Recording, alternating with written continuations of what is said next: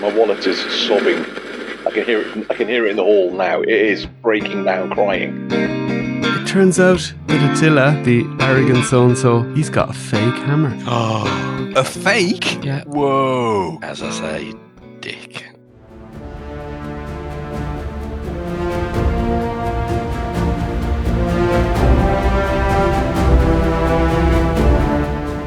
The Euro Legions podcast, End of Year Awards 2025.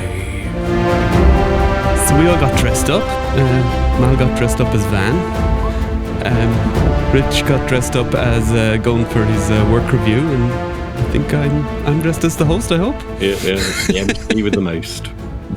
I dressed how I used to be dressed for 15 years. I was telling Mal, don't miss those days. The shirt doesn't fit, but you can't see that on the screen, so all good. Mine's quite. We've been dressed down in the office the last 3 years, so this shirt is a lot snugger than the last time I wore it regularly. It has to be said. You're doing the newsreader thing, Rich. I assume you have shorts on. I have my Liverpool Football Club lounging pants underneath. Okay, let's not ruin the illusion. So this will be our last regular episode of 2025. There might be a little surprise over Christmas. We'll have to see if we can manage to execute on that plan. Should do. And we'll be back at it in the first week of January, assuming that everybody's around. We haven't talked about that yet. I'm making assumptions that nobody's going on skiing holidays or any of that kind of stuff.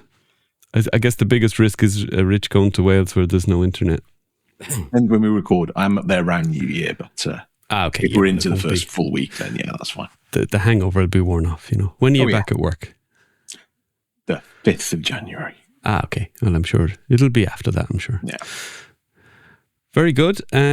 Shall we get right into it then? Because we have a lot to get through. So we're gonna do it in the order of, we have a bunch of categories for stuff that we received this year, and then we have our favorite reveals, and then we have a section for third party stuff. So sculpts, toy photography, and customs. So everyone will be looking to win the coveted Richard Jones Custom of the Year. But if you haven't done something like a large big dwarf centaur thing, then you're probably out of the running.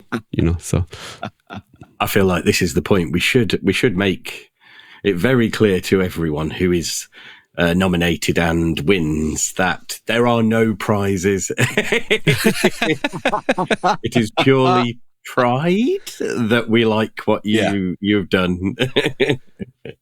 And there is also, I would say, spreadsheets and spreadsheets worth of stuff that is awesome as well that we could have included. 100%, yeah. But the fun of the whole thing is whittling it down to, you know, a very tough top 5, top 3, whatever we've done for the various categories. So if your name isn't apparent as we go on. If your name isn't called, you're still a winner in our eyes. Yeah, there's exactly. Loads of good stuff. Genuinely, there is loads out there. And like for example, I hadn't been keeping track as much of the customs during the year, so I asked Rich. I said, "Will you send me, your screenshot gallery?" So that was 70 or 80 photos, Rich, that you sent me through? About that, yeah.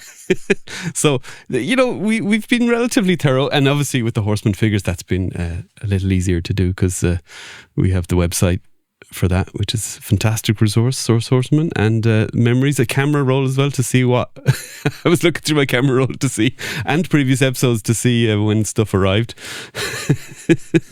So for example, was it Necronominus was very early in the year, but it arrived this year, so yeah, I had to check that with you, didn't I? It's like, can I just double check? Also, the Four Horsemen website let me down. One of the things I wanted to get a picture of wasn't on there. So I had to use a Billy Beige YouTube video and pause it and then clip the picture of what I wanted. An official figure was not on the Horseman website? Well, no, it's more the accessory side of things. Oh, okay. So you found... Anyway, as I said, we should get into it. So let's do our first in hand. So top 5. Mal did top 3. He just told us. Cosmic Legions in hand. Now, and the one of all the ones. This was a small. This was basically the Ox Crew wave. Plus, was that it? Pretty much. That was it. Yeah. Yeah. Yeah, so top 5 Oxcrew Wave. But let's get started. I'll go first with this guy, Velox Spear, number 5. So the spacesuit is awesome. It's definitely brought Cosmic up to the next level, I would say. And this is, the first full build of the spacesuit. Great figure. I mean, I'm looking forward to seeing other figures that we get. We obviously have the slightly different scale of this suit in Orvar as well, who may feature later on the line. But I definitely had to include one of Velok or Ularia, and just picked Velok for no other reason than I thought somebody would pick Ularia. There you go, Rich, with your number 5 then. Number 5 is Uka. I wasn't convinced by this guy when they first showed him, but he's great fun in hand. They're just the silly proportions work brilliantly. It's what you want with a weird alien. The sort of part tech stuff as well is great. And I need to get. I like him so much. I need to get another one of him so I can use it for a Mythic custom as well. My number 4 is Kernray. There she is. 2 different kind of configurations here, even though this is just a different head and take off the jacket, but you see how much the figure looks different. Great figure. I didn't think she would be my number 4 when before this wave arrived. I thought she'd be higher up, but it has turned out differently, which is interesting. Mal, what would your 4 have been then? My number 4 would be Orvar. There you go. Yeah. The wrong answer, but your number 4 is the same. It's the same as John's. It's Kernray. Yeah, exactly the same reasoning as John. Really cool figure, but there are better ones in the way. I think you're both wrong, but you're fine. Right. Your number 3, John. And then we're back on track. My number 3 is Uka. There you go. So not much variety here in these picks. As you said, it's a small wave that is all we got this year from Cosmic. So, but Uka is fantastic. Exceeded expectations because I thought, for example, Kernray would be above him in the pecking order. But it's just an excellent figure, and I had to pick up an extra one because definitely should do some sort of custom with it, or just to have an extra one, even just for the shoulder pads and the goggles and the belt and everything he comes with. It's fantastic. Right, Mal, then your number 3. So my number 3, Lowland Skateback. I think he's awesome. First non-humanoid creature we've gotten outside of horses, even in any of the waves. And I think for Cosmic, yeah. Yeah, well, I think if you think about Mythic, we've had some revealed, but the first outside of horses, yeah, in hand, right? Yeah, and I think he's awesome. He's such a fun figure to play with. Okay, he's kind of humanoid proportions and so, but doesn't feel like it either. And I love his face. And zero issues with him. When there's always a new scale or build, you might quite often get, I don't know, just like tiny things sometimes, like tight joints or loose slightly even, something slightly off. This guy is like, it's like the 20th one they've made, with this book. Absolutely. The way he's turned out. Brilliant. I've seen a few people had a few problems with the spikes and the spines, and he is very spiny, but you just have to be a bit careful. So. Yeah, that's just battle scars, wear them with pride. That's it. And the award for most dangerous figure of I've seen a couple of people standing up vertically as well, and that works really well. Yeah. Number 3 for Rich then is the Thraxian Scout. Superb, yeah. It's a basic figure, but it's such a good figure. The both the heads are awesome. I have to have multiple on display just so I can display both the heads. That sort of bony armor is awesome, and you can use them as the basis for Snake Men as well. So all sorts of good in my eyes. He was probably close to my number 5. I might even have, 5A and B. Oh, we go. Well, he was my number 2 in hindsight. Very cool. I think just love the basic figure as it is. I love this build and the armor especially. I love his slight link to Bryophytus in how easy it is to pop and swap those two together. They're just ideal figures for popping and swapping the armor between. You give Bryophytus the kind of wooden armor.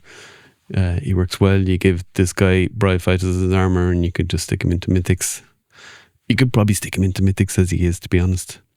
I think you can. That's another plus point to him. It's one of these characters that just straddles the two lines, which is superb. Mal, you're number 2. My number 2 is Booker. And for all the reasons I think you mentioned, but he's such a fun character, a figure to play with. It's fun, like as you're setting him up, putting all the accessories on his belt, and the parts he comes with are really cool as well. So yeah, Booker. Excellent. Rich's number 2. Then we have. Oh, sorry. Now this is probably a shock. Because I was bad-mouthing this guy when the wave was first revealed. Yes. I'm still not a huge fan of the head, I'll be honest, but that build is awesome. And it works, the sort of slightly grungier colour scheme too works really well for a couple of different custom characters I want as well, so I do love this guy now. Yeah. The only thing I don't like about the head is the fact that he doesn't come with the way of putting a 1.0 neck peg in there with a different head, if you wanted it that way, or even an ogre head you could put in there or something. But people have come up with solutions for that. But I think his value would be even better if he had like that little adapter, just a little plate that Veloc comes with, for example. Yeah. To put the 1.0 head in. But no, he's a really, really cool figure. And I've obtained a pair of Scourge feet as well to use on him because I saw somebody else do that. Right. Really good. Yeah, that's cool. Excellent. Well, he's my number 1. Love him. Did a custom with these parts already. The yellow kind of flame dude that Trevor actually bought off me at Legions Con. So super cool that it's on his shelf. Yeah, he's a great figure. I love this build. I love the proportions, the shorter legs, the longer arms, the big bulky chest, the massive head. It's just everything is kind of slightly out of proportion. It's great. And your number 1, Mal? And my number 1 is Kernray. There you go. Yeah, I think she's awesome. I love the soft goods. I love again, another one that's got that piece together feel to her, and I think the new parts that they've sculpted for her, including the helmet, are fantastic. Yeah. Right, Rich, your number 1 is Veloc. Veloc, right. And it's a spacesuit. I have had so much fun posing this guy up. He doesn't fall over. You can do all sorts of different things. He's got like a million little accessories you can clip onto here, there, and everywhere. I just love him. Absolutely love him. And the different heads too. You can do so much with him. It's great. And then obviously I'm going to have to put a koi head on him as well, as Mark House Skills showed that off. So Eric Bateman, I think, was the first one. Oh, was it? Right. Did it? So, but all loads of people have done it since. So yeah, you could have seen from various different people. But no, the build won it for me for this guy. It's such a good build, as you said, John. It just takes Cosmic to that next level. Yeah, and that little kind of G.I. Joe style helmet as well. Super cool. Yeah. Kind of underrated. People don't use it that much because he has a unique head sculpt, and people will tend to use that, I understand. But if you have an extra, definitely with the helmet. Right, so that rounds off Cosmic top 5. So now we're going to move into Mythic top 5. Now there's much more variety potentially here because there's a lot more Mythic figures landed in our hands this year, including the Legacies line. And my number 5 is Scaphoid himself. I didn't expect Scaphoid to be in my top 5 when I sat down to do this, but he's just such a great figure, the value, all the stuff. The jump from what he was to now is huge. Yeah. He really shows you the progression of the line, and that's why I chose him. And the head sculpt with the runes in it, and yeah, just the tuberculized skull here as well. So this picture, I purposely chose this one because this is all the stuff you get in the standard figure. So he doesn't need the exclusive stuff from Legions Con to make my top 5 for sure. You know, nice to have that stuff, but I think he stands on his own without. Well, you don't need the wings or the tuberculate head, do you? He's still very cool without those. Yeah, they are definitely bonuses here as well. So yeah. I'm surprised he's in anyone's top 5, but great figure nonetheless. He's the perfect update. He's the perfect version. He is, yeah. He's what? If now they do the soft goods, now they do the leather gloves and leather boots, that's what he should look like. Well, you know, I was like, should I pick Otho for this slot maybe? Okay, maybe spoiling, but you know, okay, I didn't pick Otho in my top 5. But then I thought, well, I'm not Joe Russo, I'm not Guion, so I didn't bother. Yeah. You know, people giving out to you, giving out to you, Rish, for the constant fishmen, lizard men. I mean, what about all these guys that all they do is paint human heads and put them on night bodies? Right, Mal. Yeah. Give us your number 5. So we had a similar mind, and my number 5 is also a Legacies figure, and it's Sir Valgard 2. Excellent. Okay, he's got an issue that we've talked about. But aside from that, he is beautiful. He is awesome. I didn't really know what an updated Sir Valgard would look like, but I think this is just right. I love the colours. I think the 2 big shoulder pads work because they add to that little bulky dwarf feel. He's just right. He's good. He's great. I love everything about him. Some of the hardcore dwarf guys are maybe thinking they missed the mark with him because they didn't use any of the upcoming new dwarf parts. I don't agree with that. Yeah, no, I don't. With the shoulders the way they are, he feels like he's heavily armored. So the new dwarf, even the armored parts, don't feel as heavily armored. Which is why they were needed, but not needed for him. Yeah, they went even further into it here with the longer. That's it. Kind of pauldrons and stuff. Or not pauldrons, skirt piece. Yeah. Falls, whatever they're called. Right, we have then Rich's number 5 in Mythics. What could it be? I want to say I've gone for all the glamour shots of these. It's an awards ceremony, guys. Yeah, well, like all the fancy photographs. I love the variety here. You see, you've gone for the Trevor pictures, so you know we have different pictures kind of. And I do throughout. swap back later in the show as well. So well, I've got every time. If you happen to see the same figure twice, it will be a different photo. Oh, look at the attention to detail! I love it. Very good. So my number 5 is the Skeleton Raider. I know he's a basic figure, but he's just perfect. It's exactly one from a Harryhausen style skeleton warrior. You know, just all the bones on display, including the torso. You know, a couple of different heads, which make him look really good as well. It's just such a fun figure. Yeah, he's really great. Yeah, could have made my top as well, but didn't want to have all skeletons, so. To keep the variety going a little bit. But I love him as well.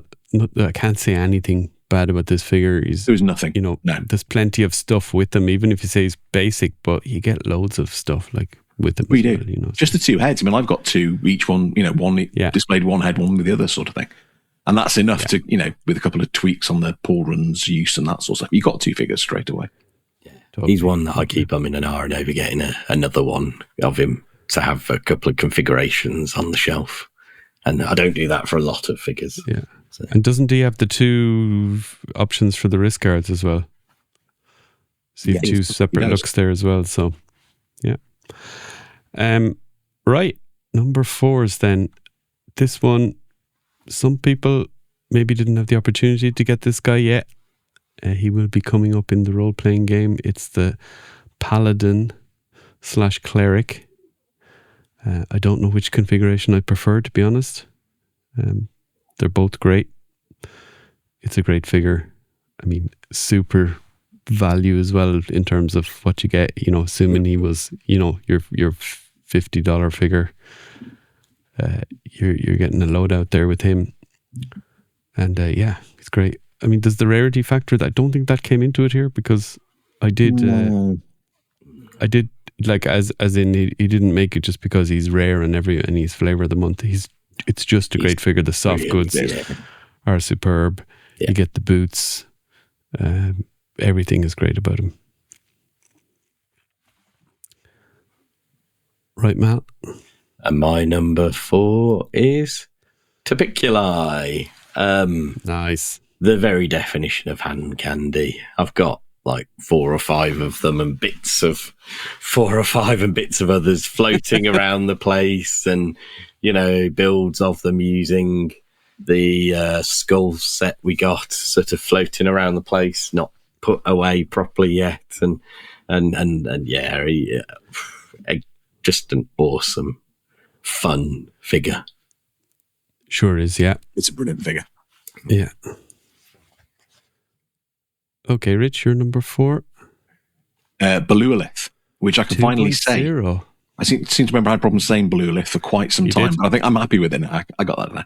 2.0, despite my, it's 2.0 attitude, they put some absolute bangers out at 2.0. She's incredible. I mean, the figure itself is good. The face sculpt with the missing nose is just absolutely brilliant. A proper ghoul sort of feel to it. And then she just comes with a plethora of cool bone creatures. You know, you've got the bird, the snake, the chimera. It's such a good set. You can do so much stuff. If you don't want her with all the bone animals, give them somebody else to use as well. It's a really, I think it's the right term, a beautiful figure. Yeah. Despite being a ghoul, I think the way it's done, it is a beautiful figure. Yeah, agreed. Yeah, a great figure, and just shows you have we had a crossover yet in 5 and 4? So no. Right, number 3 for me, same wave, Necronominus himself.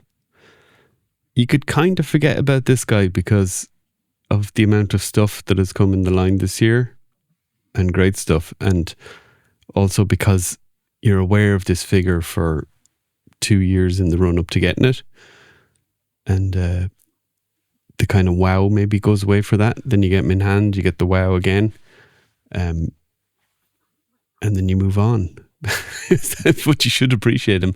He's such a great figure, like amazing amount of stuff. Probably figure wise the best of the Dark Four by a long way. yeah. Soft goods, those, even that little kind of gold bones necklace thing there, like the bones of all these victims or whatever that's supposed to be. Amazing. Big belt buckle. There was a point I'd looked at my top 5 and I was like, he really should be in there, but there's others I just prefer more.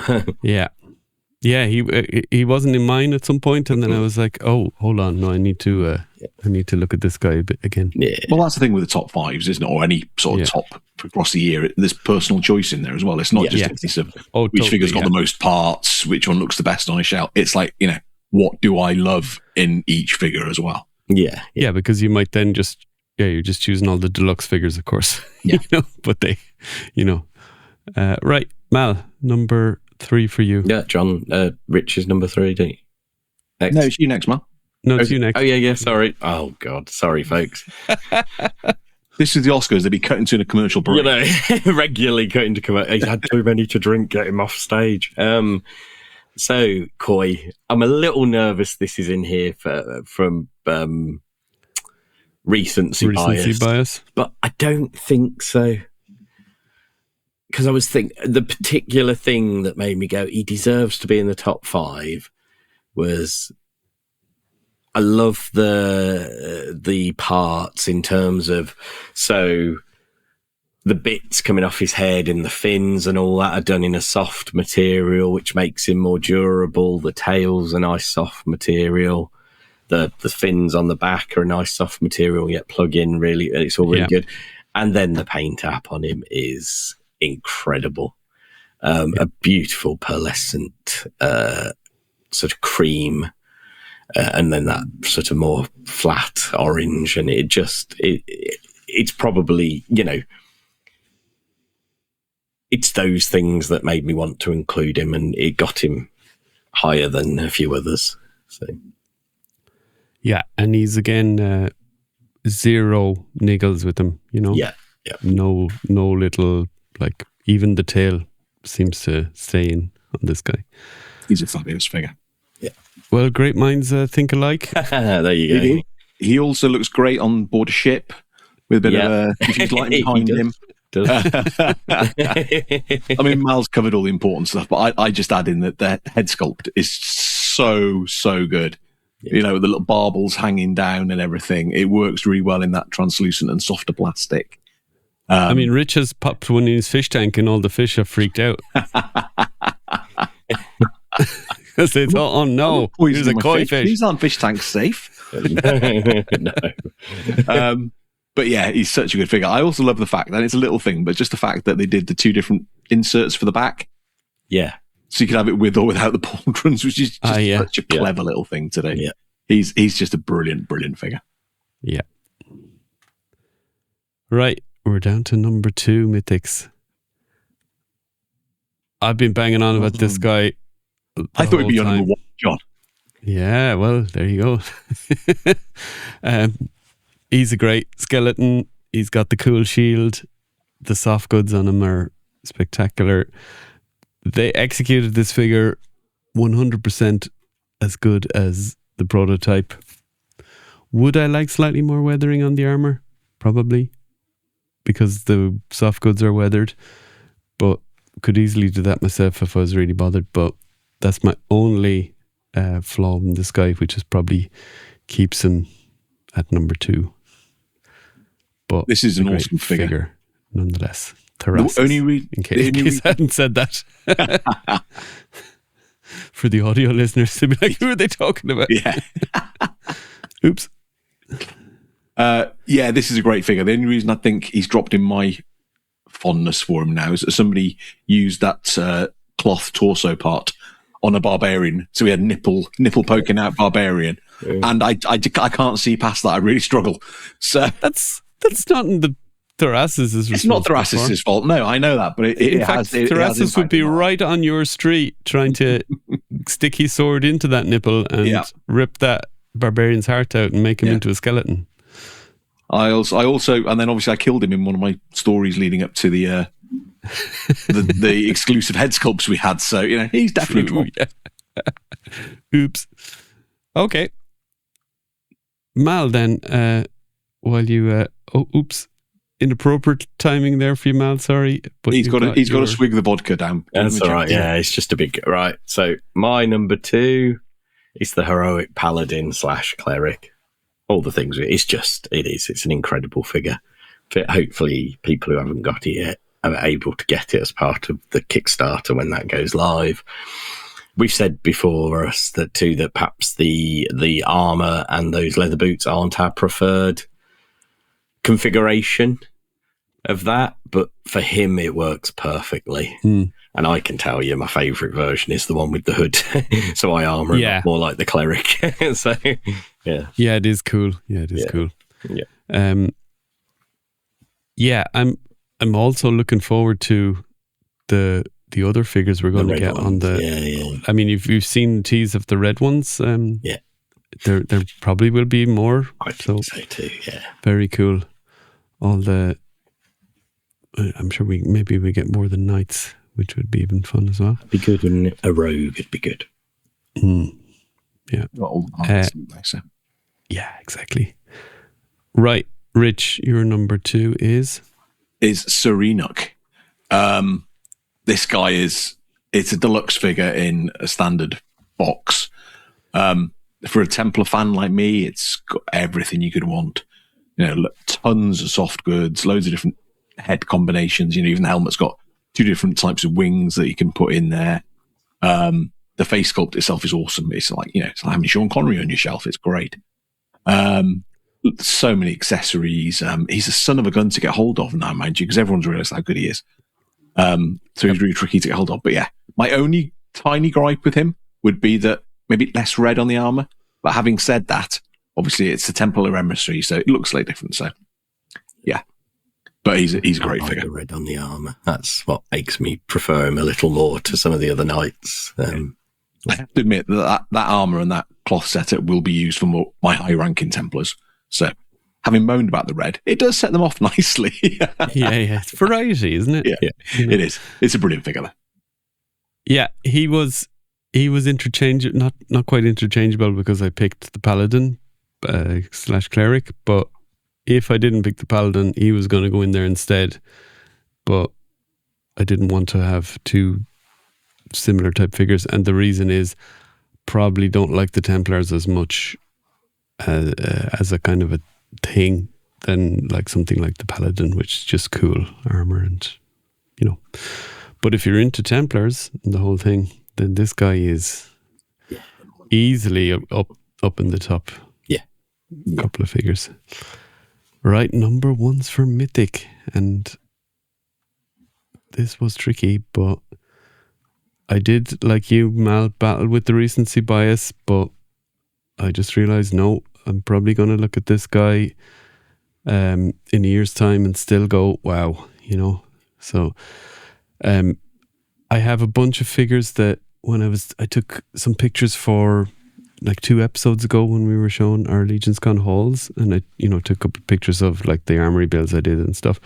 So I have him up. I left them upstairs, and they seem to survive on the corner of a cupboard, and nobody has taken them away or asked me to take them away, so I'm leaving them there for the moment. They're normally where I would put the Father Christmas and the moose and stuff, but I haven't done that this year, so I'm going to leave them. But there's the armory builds, and there's Koi, and every time I walk past, I'm like double taking on Koi because he's so cool. He's even in the back row, and I'm still double taking on him. So that's what. I mean, your cats should be ashamed of themselves. 4 cats, none of them have taken him yet. Yeah, why isn't he? Why isn't he on his? At least lying down, like from being smacked in the head. Yeah, every day when I come back. But no, he survived. It's probably the smell of the paint from Chinese. Possibly. Mal's number 1. Can you guess it, Rich? I can't. I should be able to, but I can't.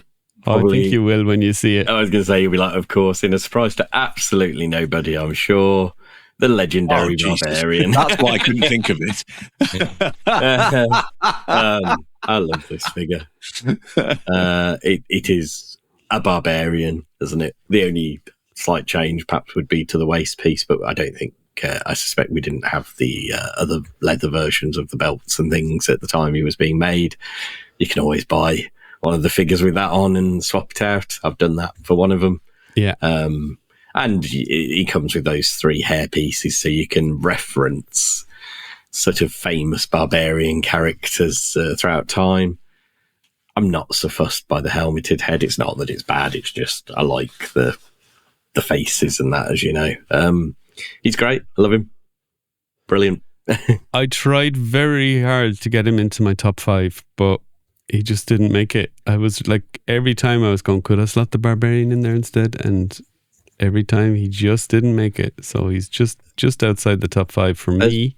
Been a lot of good stuff this year. Totally really understand why.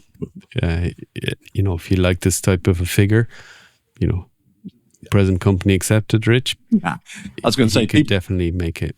People will be in no shock at all to hear that he was nowhere near my top 5. in the point that I forgot he existed. We have a category coming up later, biggest surprise of the year. Well, if I flip the slides now and it's Rich's number 1 is this guy, I will be changing my biggest surprise of the year. But I can safely say, because I've just seen it, that's good Rich's choice. number 1.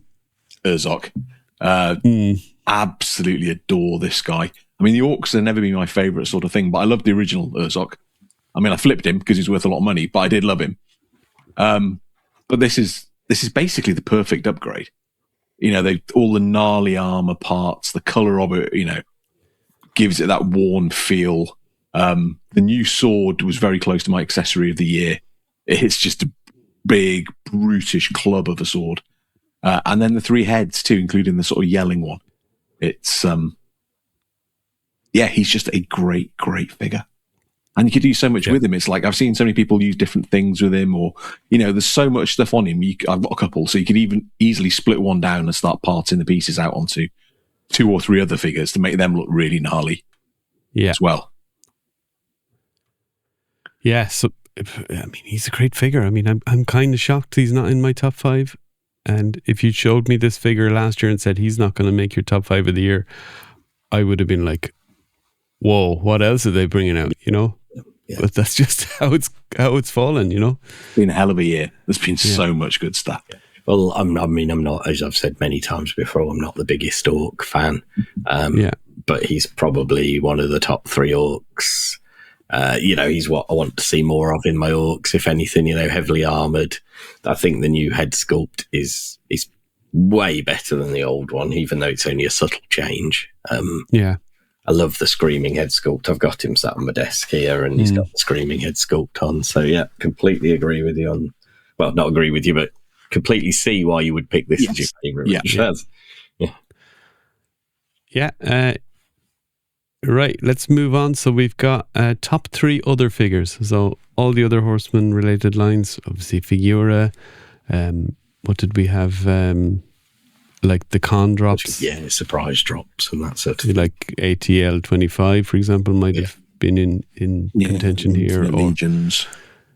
Well, we didn't receive them. Oh, no, it's in hand, isn't it? We haven't seen it. But they would maybe fall into other down the line. But anything else Horsemen have put out, you know, that isn't like the Zolocon figure, that kind of stuff.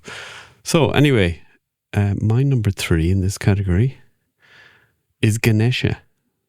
I mean, it's right there in front of you. Look at it. Incredible amount of amazing new parts. We got the big torso, which obviously gives us the walrus down the line here. Elephant head. I mean, I've painted some third-party elephant heads in the past, so very cool to see a Four Horsemen version of an elephant. And just an incredible figure. Would love to maybe get an elephant character in Mythics that has slightly less stuff and is a little bit more on the regular price, and has different armor and stuff. But, you know. Yeah, I agree. Give him a war helmet and war helmet and some like armored lower legs, whatever, and some big shoulder pads. Yeah. Like, it's absolutely in line for the character here, the pants, the yellow pants. Yeah. But wouldn't be my choice if it was a mythic figure. I'd rather, you know, kind of armored legs or elephant-y type, you know, skin legs or whatever. Yeah. Right, Mal, give us your number 3. My number 3 is the Jersey Devil. I love this guy. I think he's I love my cryptids. I love horror. And this guy ticks all the boxes. Big scary wings, big scary face, you know, weird shape body, weird parts. Yeah, I love him. I think he's brilliant. Yeah. And it's amazing with Figura.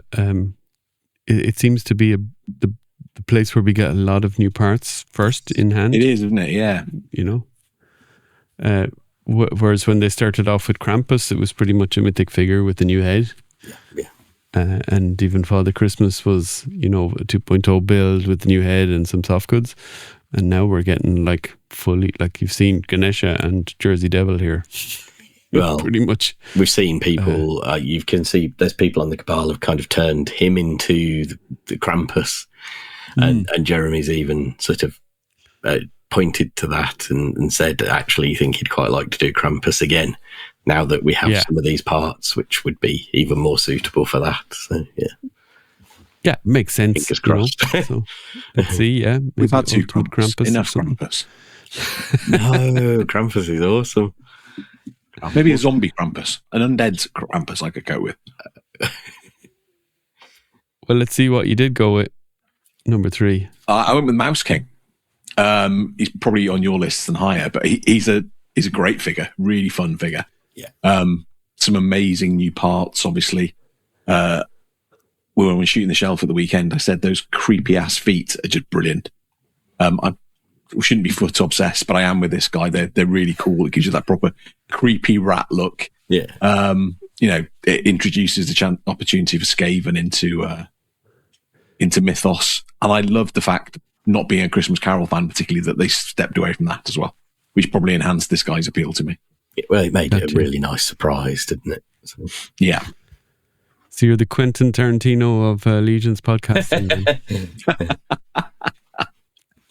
Yeah, if Rich was doing toy photography, there'd just be loads of characters with their feet in the foreground. Look under the trolls. Happen, they have footprints. Yeah. They have sculpted underneath this. Yeah. My number 2, surprising even to myself, is ATL 25. It's just an awesome figure. It just shows you the cool stuff you can do with the cosmic build. Combine a few mythic parts in there. A great nod to like a G.I. Joe character. We got camo. I wouldn't necessarily be like a camo fan, but just the way the paint is done, it's great to see that they can do that on a production figure and it comes out that well. And to see how well the parts translate into a figure like this, just great. We could never have imagined it beforehand, and we have it here. And Mal? I have changed the slide, and it is ATL 25. Yeah, everything you said, awesome. I bought a bunch of them, because I love the paint app and the colours, and with the intention of making a little military group of them, but we haven't done that yet. But they give off. And to say something that Rich might say if he included it, but they give off that space, as in colonial marines, talking more alien style than anything space marine kind of thing, and they just look great, don't they? Yeah, I bought a few of these guys just to make my version of the colonial marines. Now they're not going to be, nobody like Mark Calvo, who just showing off. They were amazing. Yeah. Love you, Mark. You're showing off. But yeah, that sort of thing. So yeah, it's a good figure. He's not on my list though. Right. Well, your list number 2. So I didn't go for the mythics of this guy because it was a board game sort of thing. So I counted him as a separate thing. So it's the Paladin Cleric combo. Right. Really, really fun figure. The soft goods. I could talk for hours about the soft goods. It's so good. I love the patterning, the black and the golds. It's just, and I really like, I think the just the chainmail head with the beard. I think that's my favourite head of the 3. It's a really good look for him. It's funny, isn't it? Because I've always liked black and red as a colour, as a combination of colours. Until we got this guy, I didn't realise just how much I like that black and gold combination as well. Yeah, it's so nice. Yeah, so smart. And I'm very glad I got 2 of them at this point, so that I can have both configurations on display. Yeah. Right, my number 1 then is Mouse King. Could be recency bias here, but look at it. It's amazing. Everything, the heads, the cape, the neck piece that you can make just a single rat, the sword that's bent out of shape when I took it out. Yeah. Looks a bit wonky there. Yeah. But that's okay. That can be fixed. The scepter is cool as well, but yeah, it's just the overall figure itself. It's amazing. Yeah. And Mal, I think we're on the same page here. Yeah. We are great minds or not. But yeah, everything you've said. I bought multiples. I keep fighting the urge to buy more because I keep having ideas to use the parts for, not creature, sort of furry characters. And I love the mouse and the rat. And there's part of me wants to create a little collection of Skaven, as Rich talked about. Maybe copy the different Skaven outfits in Warhammer and using him. But yeah, he's so cool. So cool. I like mice and rats as well. So that's part of why I like this guy. He is an awesome figure. And now that they've done those feet, we're going to see rats. Yeah. So I wouldn't be at all surprised if the next Horror Alliance thing, there's rats on that ship. Ooh. That's sailing away. That would be cool. Yeah. And so much cool toy photography with this figure since it came out. And also, I love what everyone's done about ripping the rat heads off and putting all different types of heads on. Yeah. That's just cool fun. thing. Yeah. It doesn't always work, but it's just fun. The skeleton head, the demon skeletons, heads, and I wanted to get all our dog sculpts and stick them on it, which would be cool. Yeah. But some of them it's the angle of the head. Isn't it? Yeah. But you'd see a lot of people that did it, they took the photograph from below. Yeah. Because a lot of the heads are tilted angled slightly. down. perilously hanging on sort of thing. Yeah. I'll say this now because one of my ideas needs somebody to do it. But if the sculptors out there, they could take some of their heads and modify them to fit on these neck pieces, or create new ones, of course, that will fit on the neck piece.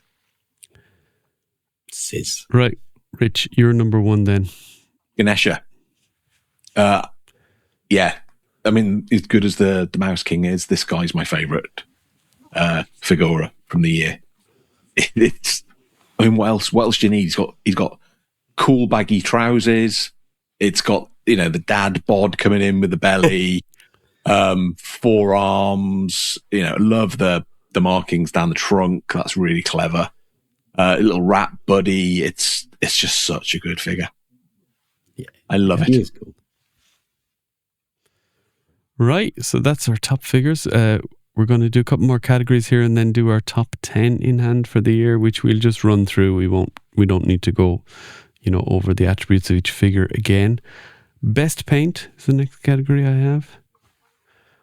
There I went for a different picture. It's Koi. Eric Miller did a superb job here, and the factory obviously did an amazing job of putting his paint into production. It's great. Even the armor, everything matches up beautifully. The weapon is even beautifully painted. Really great figure, which I think the paint has a large kind of part of making it even better, Yeah. The paint really contributes to how good the figure is. Mal, what do you got for this category?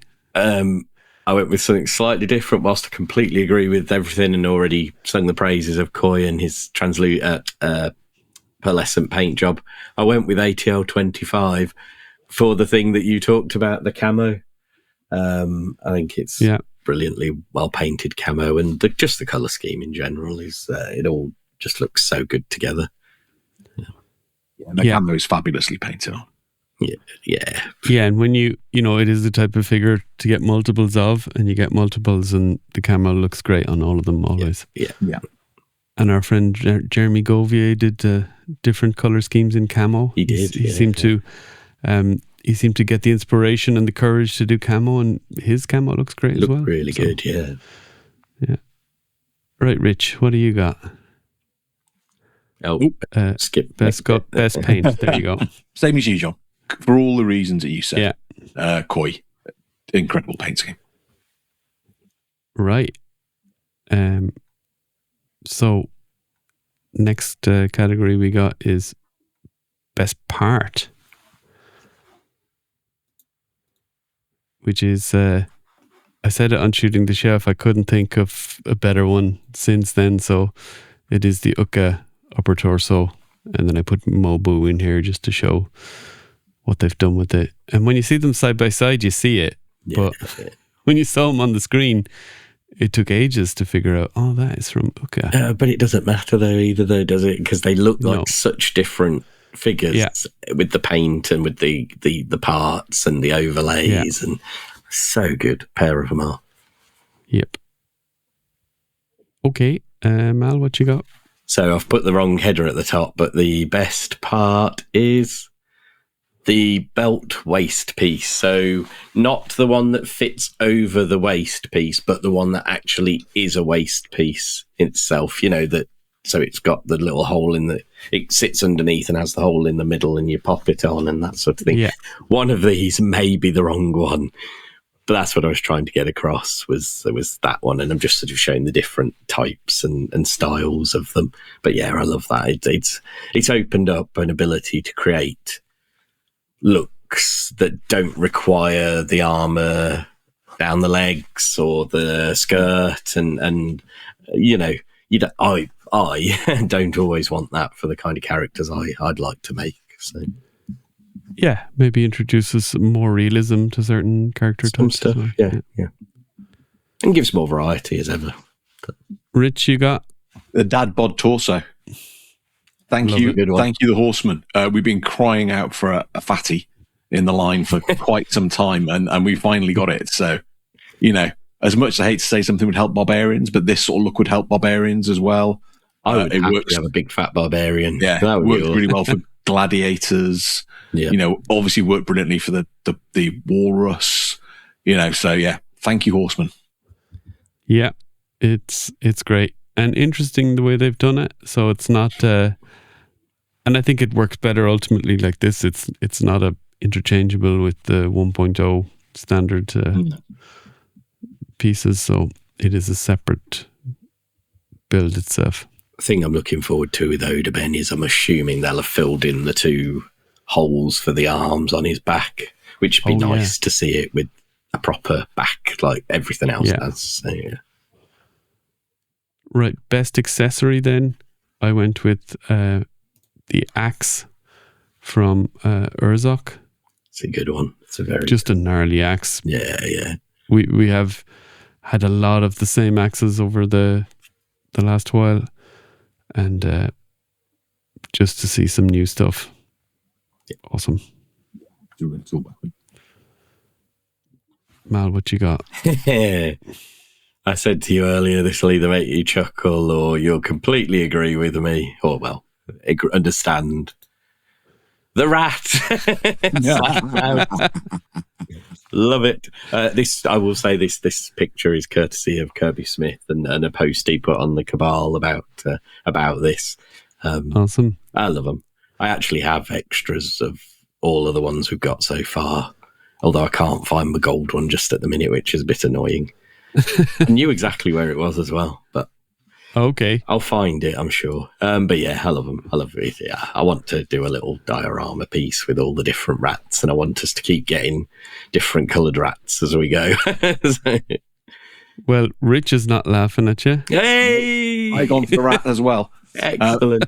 And this is one where the one that comes with a nymph wasn't on the Horseman website, so I had to go digging into Billy Bage's video to find that one. But this is just such a fun, cool little piece, and you know, and just by changing the paint apps, they all look like completely different things. Yeah. I absolutely love it. Absolutely love it. Right, we don't like to be negative at the awards show, but we do have a fun category for least favorite. Doesn't mean necessarily it's a bad figure. It's just our least favorite. And mine, sorry, Big Greg, it is Sir Ukjak. Oh, Greg's coming after you. He wound me up so much and fallen over. That's it. That's fair. Yeah, and the paint job, it's a bit too Etheron, I suppose, as well. You really don't like Etheron, do you, John? No. So yeah, that's it basically. Yeah, I don't mind him, but it's the falling over though. Yeah, it's pretty rough. I hadn't had that many problems. And the feet. Sorry, the feet is that needs a new feet. Yeah, that figure, different feet. He wouldn't be wearing those feet. Right, Mal, what you got? So it is Thoth or Thoth. However yeah. There's good things about him. I really like the feat and what that suggests could be coming soon. And I'm guessing the bird neck could be used again soon, but he just, I don't know. I like his little accessory with the pen as well. I've heard so I think Curtis might have mentioned that being it. But just generally, there's just something. I wish he was the black body. No, that's not true because he goes with the ones we've got at the moment. But again, the one thing I wish about all the gods is the original ones had the black bodies. And yeah. Instead of the retailer ones having the black. Yeah. And then I'm not so keen on the colours of the retailer ones. So the whole of the gods line at this point, they've got good things about them, but then there's things I prefer in the other version, and I suspect he's going to be the same if we get a retailer version. So yeah. Fair enough. Well, you've taken a swipe at one of Rich's probably preferred figures, or he loves the gods. Well, he's guess where I'm going with it. The show's over. I mean, he's okay, but he's a barbarian at the end of the day. I'm never going to like barbarians. So, and he's the most barbarian, isn't he? Exactly. He couldn't be any more barbarian. Yeah. So for that reason, he's my least favourite. That's fair. Fair enough. Okay. What I propose then for the top 10 is we just do 10 to 1 each, taking in turns. We don't need to say too much about them unless there is the possibility that there could be a figure in here you haven't mentioned already because, if, for example, your top 10 is all mythic. Oh, true. We've only had a top 5 mythic, so maybe make note of that as we go along. If you've done that. Sure. And people can call anyone out if they have ranked a figure higher up in their top 10 than they did in their top 5. Oh, I'm sweating now. Hopefully I haven't done that. I know, I meant to say at the very big start. That's one for the nerds. That's it. I meant to put a disclaimer out of do not take anything I say as gospel. It may change in the future. As you say, there's no prizes in this awards show and there's no consequences. Yeah. Right, my top 10. So Ganesha coming in at number 10. ATL 25 at number 9. Scaphoid at number 8. Still surprised at this one, to be honest. Thraxian Scout, number 7. The Paladin Cleric at number 6. Necronominus at number 5. The Mouse King at number 4. Thrasis at number 3. Orvar at number 2. Which means that Koi is my number 1 overall in-hand figure for the year. Nice. It's right, Mal. All right. What you got? So, in at number 10, we have Sir Valgard number 2, for all the reasons. In at number 9, Lowland Skateback. Number 8, Uka. Number 7, Topiculi. Number 6, Jersey Devil. Number 5, ATL 25. Number 4, The Mouse King. Number 3, Heroic Paladin / Cleric in the best look. Number 2, Legendary Barbarian. Oh, the Barbarian has been pipped. Meaning at number 1, we have Kern Ray. Yeah, I love her. I really, really, really big fan of her. Yeah, I'm definitely going to use her jacket in a custom this year with a different figure, obviously. So that's my promise. Maybe even try and dye it or paint the jacket or something. Nice. Fun. Why not? She's one that I want to get. I've got a second one on order, Big Bad, but I want to get 2 to display in her 2 looks. But yeah, like you, I kind of want to get the jacket as well to try using on something else. Yeah. Right, Rich, your top 10. I just did a list. Yeah, there was enough photographs in there. So number 10 is the Warrior / the Revenant. We haven't seen that one. Haven't seen that one. It's a really cool figure, but not good enough to make the top 5. Number 9. I was going to say it nearly made it into my top 5. To be fair, the Warrior Revenant did, but carry on, Rich. Number 9, Skeleton Raider. Number 8, Beluolith. Number 7, the Mouse King. Number 6, the Paladin Mage or Cleric. Number 5, Ganesha. Number 4, Koi. Unbelievably, there's a Cosmic at number 3, which is Velok Spear. I love that body. It's so good. Cool. Number 2 is Sirinok, and then number 1 is Urzok 2. Excellent. Yeah. Right. Does that bring us on to our reveals? It does, doesn't it? How are we feeling after that? Do you think we got it right? I mean, someone got it right. I think me and Mal would disagree over ours, but yeah. In our own way, we both got it right. Yeah, I think it was a good reflection of our likes and dislikes and our personalities and that. I think, yeah. I'd say good variety in there after the cosmic section, you know. Yeah. Well, which I hope people continue to watch after. Fingers crossed we get more cosmic this year. Next year, which I'm sure we will too. They've suggested you I will, think so. They? So yeah. Right, shall I kick us off with the reveals? Let's do it. So the way I've done this, because we had similar sections before, but because there was no cosmic reveals this year, really, there was one, the Trooper. We've done our top 10 reveals of the year, all Four Horsemen figures. So exciting. Right, my number 10 is Garmir. Harvine Smalwave, the big, what's he, werewolf? Yeah, he's not called that, is he? But he's not technically a werewolf, but he's a big old wolf. Yeah.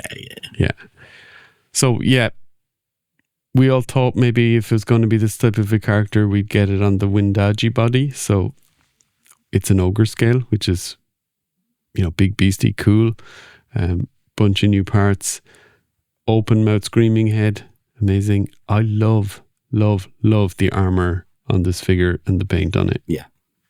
It's kind of it's along the lines of what I would regularly choose to paint armor myself if I was doing a custom of like a beast of some sort, and you didn't need to do, metallic armor necessarily. It's great. And the sword, which is this kind of very nice, isn't it? It's this kind of like black, what would you say? Is meant this kind to be of obsidian. Obsidian, I think. Obsidian, that's it, yeah. So it looks translucent, but also kind of shiny black. Yeah, it's great. Right, Mal, what's your number 10? So, creeping in at the end of the year, Lieutenant Holiday. He looks brilliant. So we'll talk a little bit more maybe about this guy on our opening show of next year for the news part of it, but it is basically the next figure in the line that started with ATL 25, the Toylanta exclusives. The subtle nods to G.I. Joe type characters, I think is fair to say, with it being Joe Lanta, Toylanta, sorry, formerly Joe Lanta, or whatever. Yeah. He's using some of the new cosmic parts. Sorry, I keep looking over here because I've got him a bigger picture of him. Keeps using cosmic parts, more camo, but possibly even cooler camo. He's got the arms as well. Yeah, one of my favourites. So which figure is this guy nodding to? He feels a bit like he could be a nod to a few different ones, doesn't he? The one that came, I can't think who it is that came to mind for me. I can't think of his name.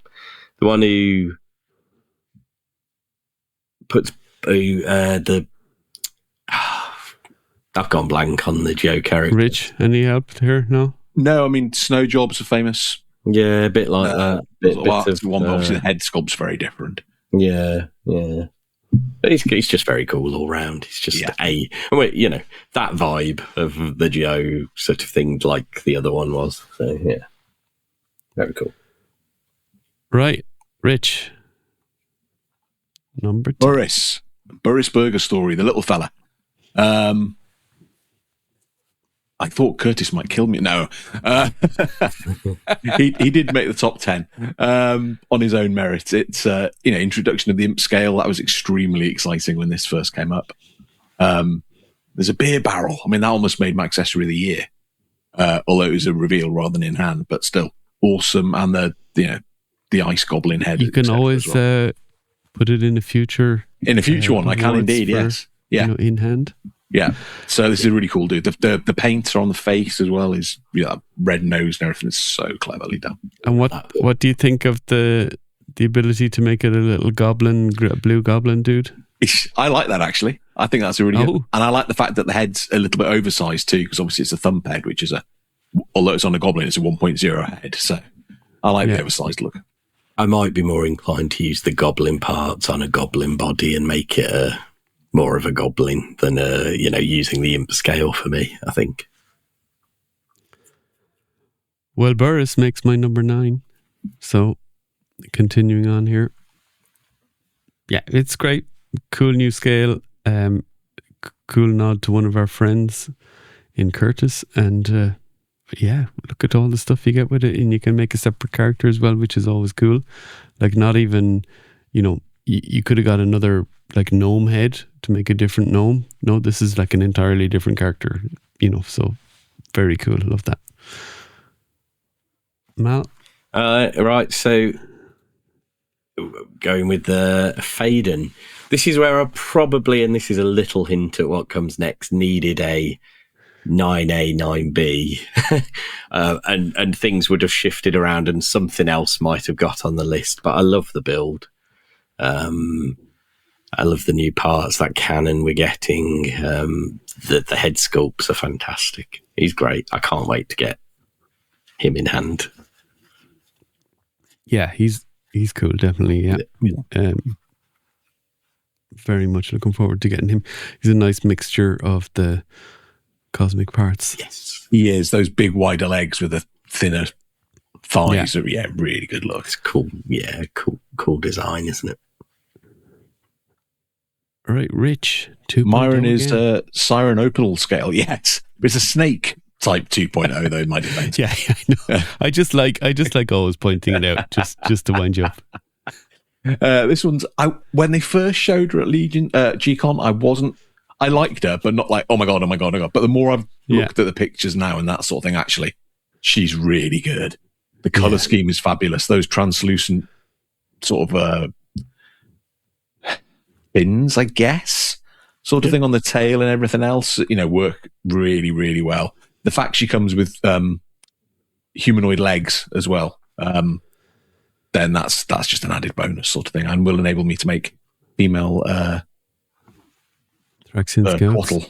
No, I was going to say quattles, or ninions. The female ninions could be green. But the beauty here is that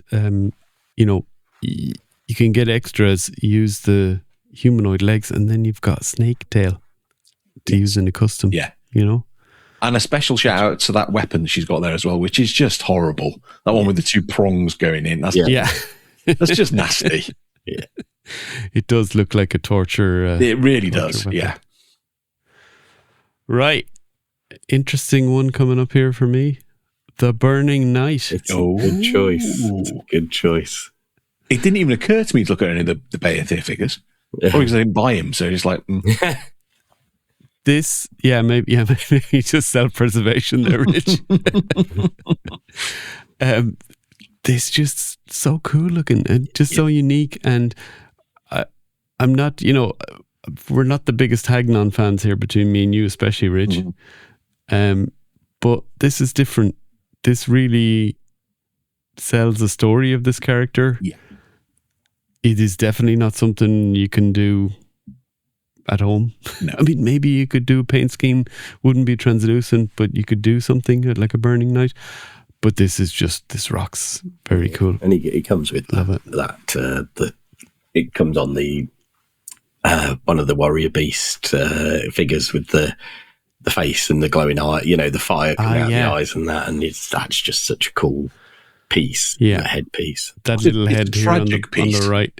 Yeah, it is. You're saying it's a story. It's a grim story, but well, it's not as grim as the Ashen Skeletons, I would say. Oh, I don't know. This guy's this guy's in the midst of he's in the midst of burning to death. At least they're they're toast. Yeah. But I love it. Yeah, but I like getting my toast at the point before it burns. When it's molten. The butter will nicely melt over it, and then it'll be all tasty. But yeah, great. I can't wait to get this guy. Maybe I don't know if we will get bathed here next year, but if we do, we'll obviously get this guy with the accessory pack. So, yeah. Right, Mal. Right. So, Number 8. So, Thanos. Again, it's the same things. And it's why I said I could have probably done with like putting them both on a slide because it's the build. But this guy, the colours, I love the colours. And that head sculpt is amazing. I cannot wait to get the brain head sculpt.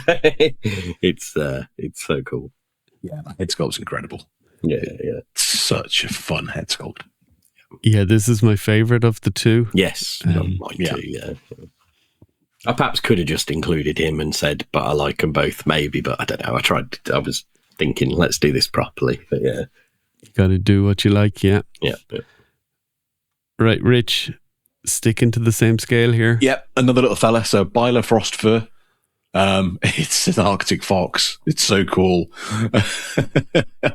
Again, the bigger head. I like the bigger head on the imp scale bodies. I think that works really well. I mean, the horseman heads are a bit big anyway, sort of thing. So this just amplifies that even more. And he comes with a frying pan and a fire. And the accessories. How good? Yeah, his little rucksack as well. I'm so pleased. Yeah, a rucksack in the. That's how to add value, like cool little things like that. Exactly. Yeah. And indeed, the heads being like bigger means that they will get reuse out of them, possibly on like regular size figures. So that's really cool. Especially this fox as well. This dude is awesome. And look at his little paws. I know his little feet. That's the only thing. Maybe like hands would have been unarmored hands are made it perfect, cool. But yeah, a minor quibble. Can't have everything. No. Right, I went Thanos for my number 7 then.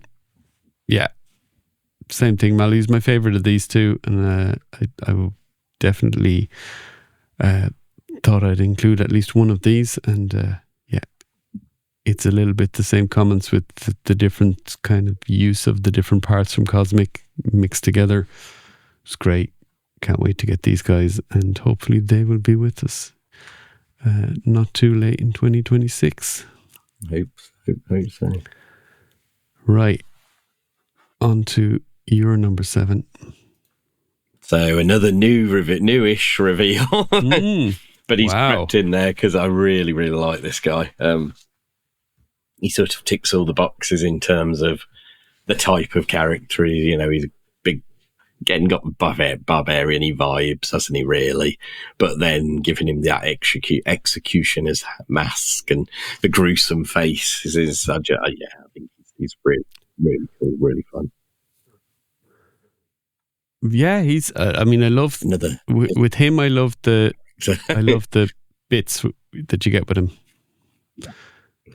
Yeah, like the flaming ball. Yep. Another which rat. I think is from. Is it Azazel? Yes, it is. I think, isn't it? Yeah. Yes. Yeah. Yeah. And then you got the red skull with the yellow eyes. Yeah. I mean, how much cooler is that than Clavian, for example? Oh yeah, it's not difficult. Yeah. And then we got the white zombie head with the red eyes. So and a rat. Yeah, another rat to add to the collection. So yeah, right. Rich, what you got for number 7? Ibn Prosperius. I pronounced that fine before we started. Yeah. Ibn Prosperius. Yeah. This guy's, he ticks boxes for me. I've talked before about Middle Eastern stuff. I love Grisha because of the Middle Eastern look. He's got that. He bears a striking resemblance to Zende, which I don't think is a coincidence. It's called a cool new bird. And then like a couple other figures, it's, like Mal said about Kern Ray, it's 2 figures in one.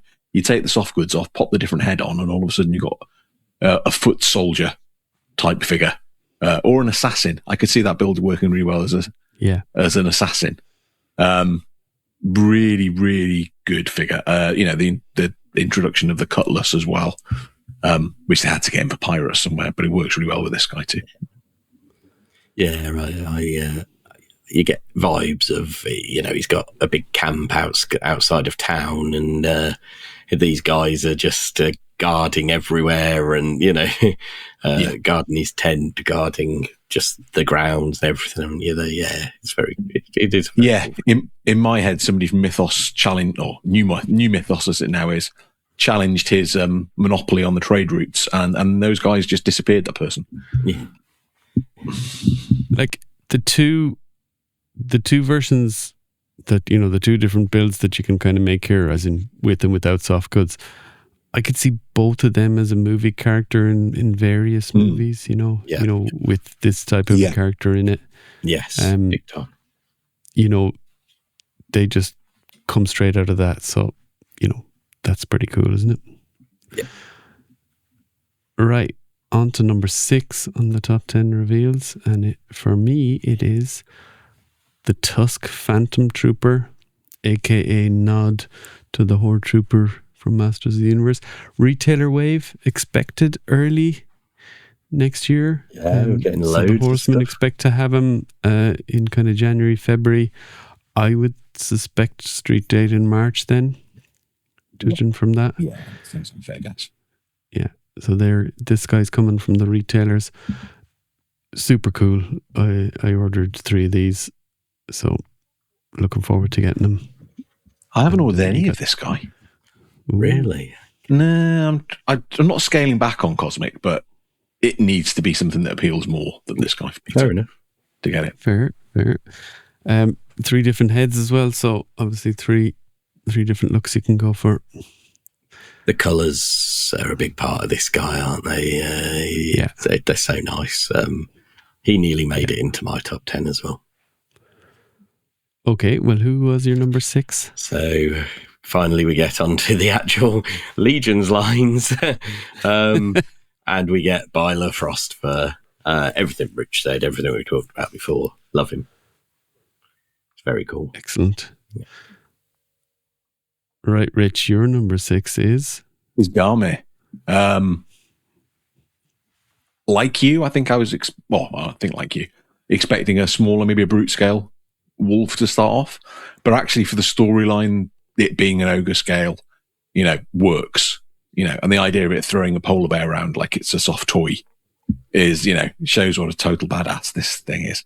And I think, although I won't display it with it, I'll find another use for it. I think my favourite piece is the muzzle. Yeah. I think the muzzle's incredible. I'm going to display him with the open-mouthed head, but I'll find a way to use the other head wearing the muzzle, just because it's such a cool piece.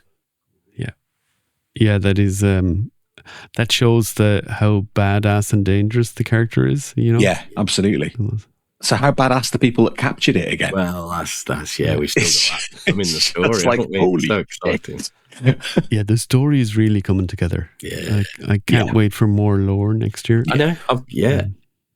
I for a long time I've not been super fussed by the lore. Looking forward to the lore book just so we can read about it a bit more. But yeah, he's reading it for you guys. This is what his commitment is, But then the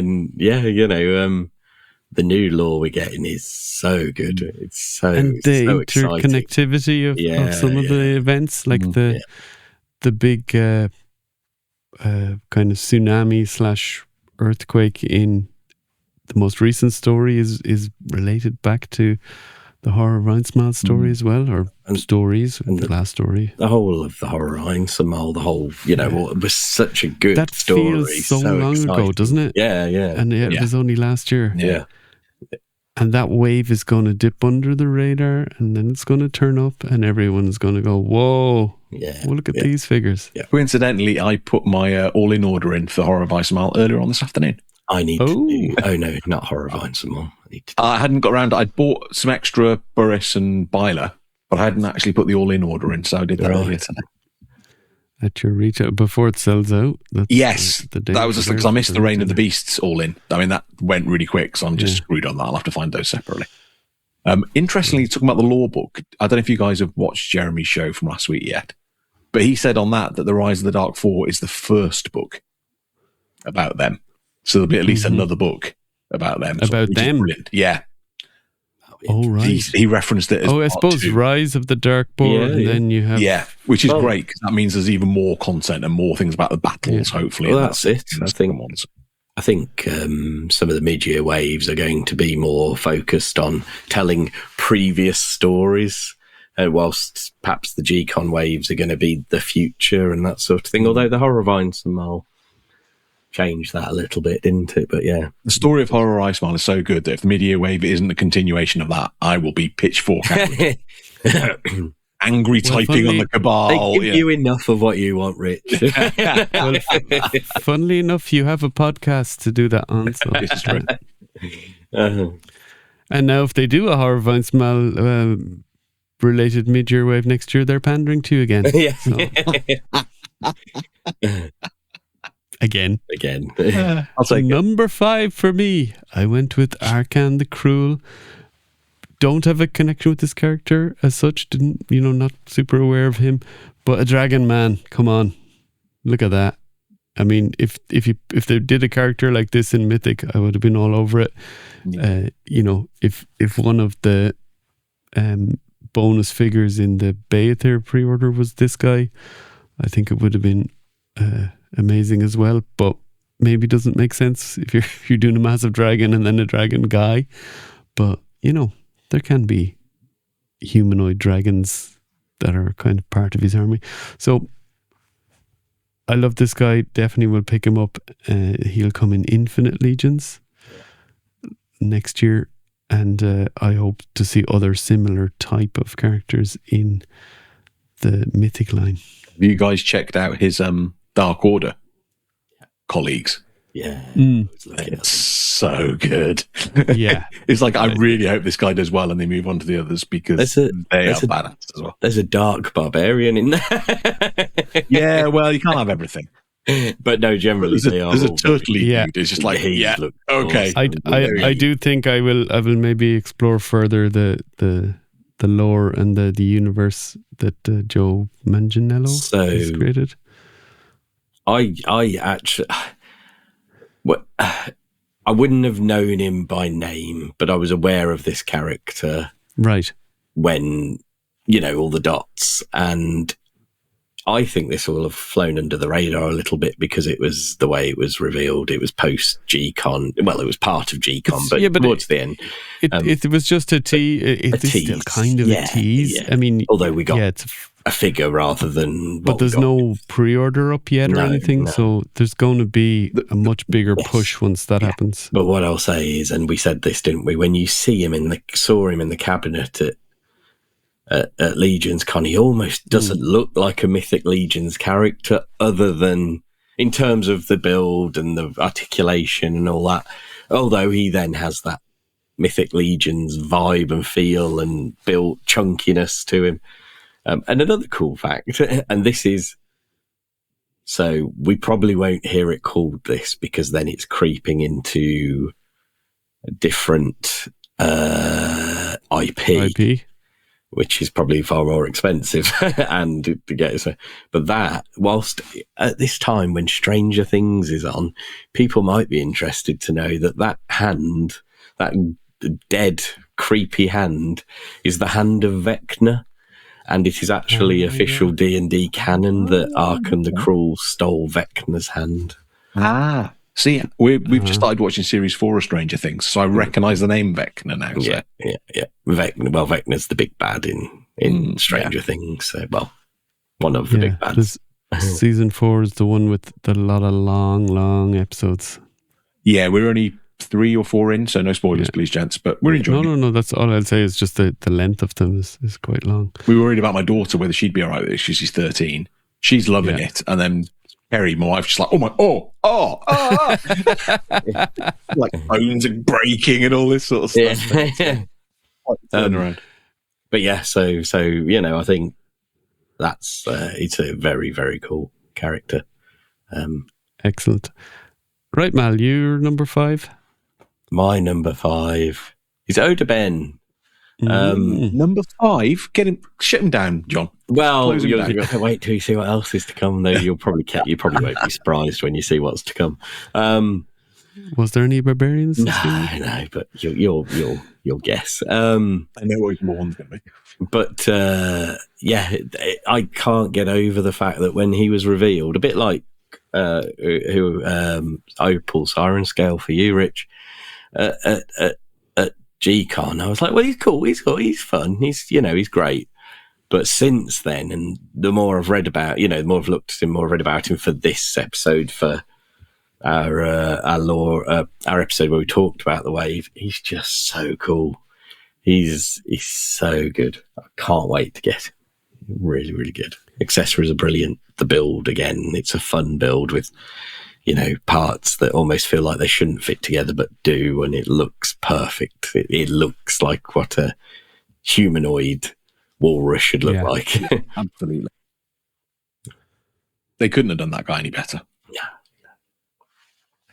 Unless they made him a giant crab. Yes, this is my number 5. It's Bulwark. I'd like him more if he wasn't massive. I'll be honest, because you're more likely to get more of them if he was smaller. I think that's my main thinking behind that. However, you just want a whole shelf of crab dudes. People, basically, out on crustaceans all over the place. What they've done here, though, is phenomenal. The different size claws give that sort of lobster feel. Love it. The paint scheme.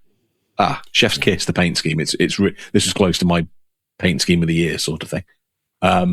The anchor as a weapon, the fact that the shell on the back has got all that scarring across it and everything. And the fact that you can use it to protect yourself, worst case scenario, if you need to, as well, because it will waste much. So, all round great figure. Excellent. My number 4 then is Mobu. Just never expected this guy. Already talked about the build and how it's done. We talked about him on the G-Con show where we focused on these figures, with the grass kind of, all his armor or clothing, what he wears is basically from the sea. So that's just super cool. He comes with a bunch of little kois. He comes with the lobster. Love him. Love everything about this guy. My question with the little kois there is: do they turn into big kois? So do the Amurians start off like that? Oh, that's an interesting question. Originally, and then they evolve into like the anthropomorphic ones as they get older. There you go, Jeremy. We need to know if you listen to this. We need that answered. Or does the mutation have to happen earlier in the process? Yeah, maybe. Yeah, these are the failed ones, maybe. Right, Mal. What happens to koi if he fishes some of his kois? Oh God, can you imagine that? Going to lie down in a dark room.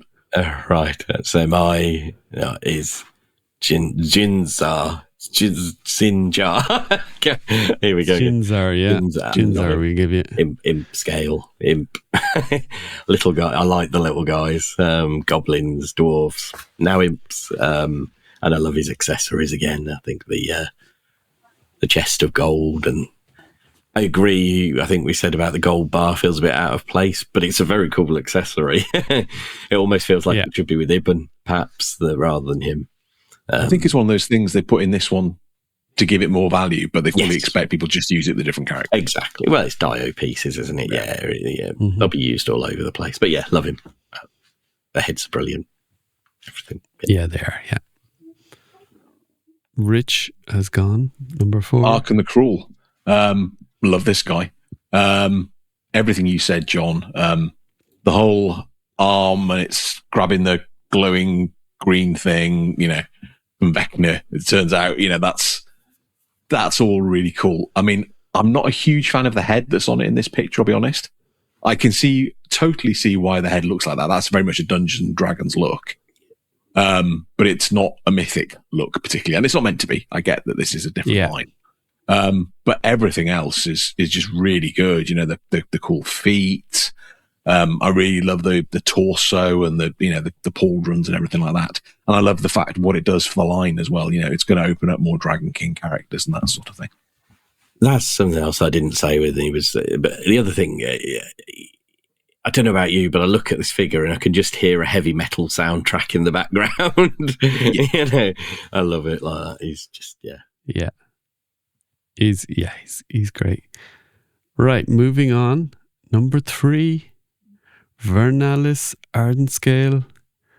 A big green snake dude with fiery translucent accessories, a fiery bird, a fiery snake effect, and just cool, really cool cape as well. Just love everything about this guy. He's a druid as well, So faction unknown. I really hope he ends up in Basilia.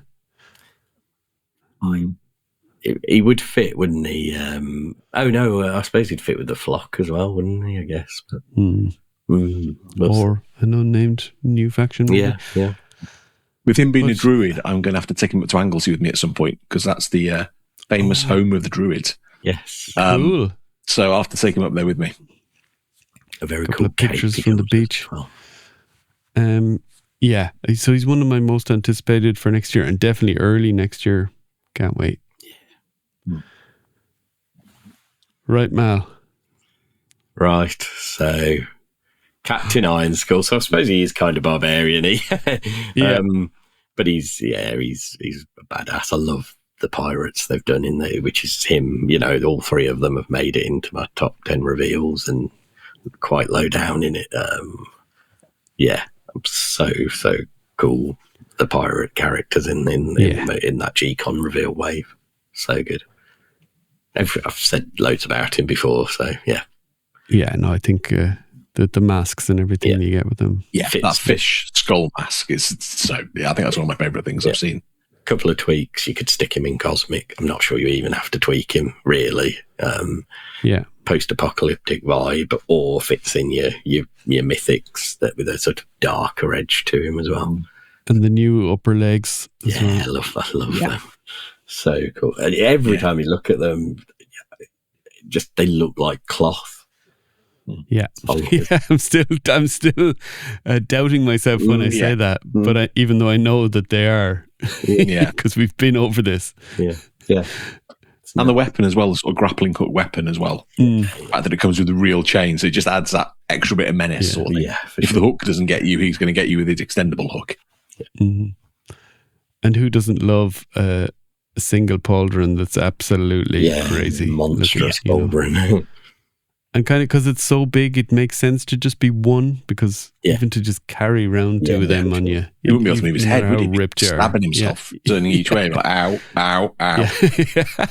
There's a reason he's got all the muscles if he's carrying that big hook around on his arm and his that big shoulder pauldron. Right. Rich, number 3. Zinjar. Love this dude. Obviously, he came straight after Mobu, I think? And it was just, the excitement continued. There was no drop off from, I've seen a Manta Ray guy, which is incredible.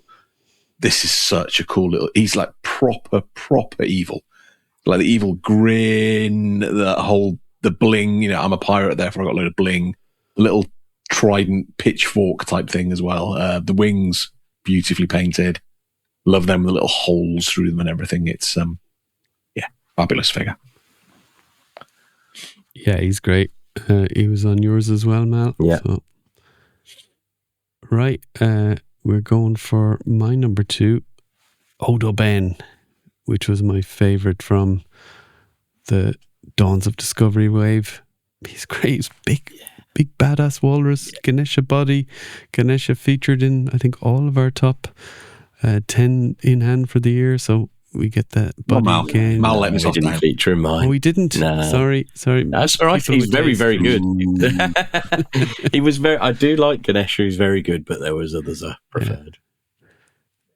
And then you get the cool mask with him. You get the kind of wooden pauldrons, wooden wrist gauntlets.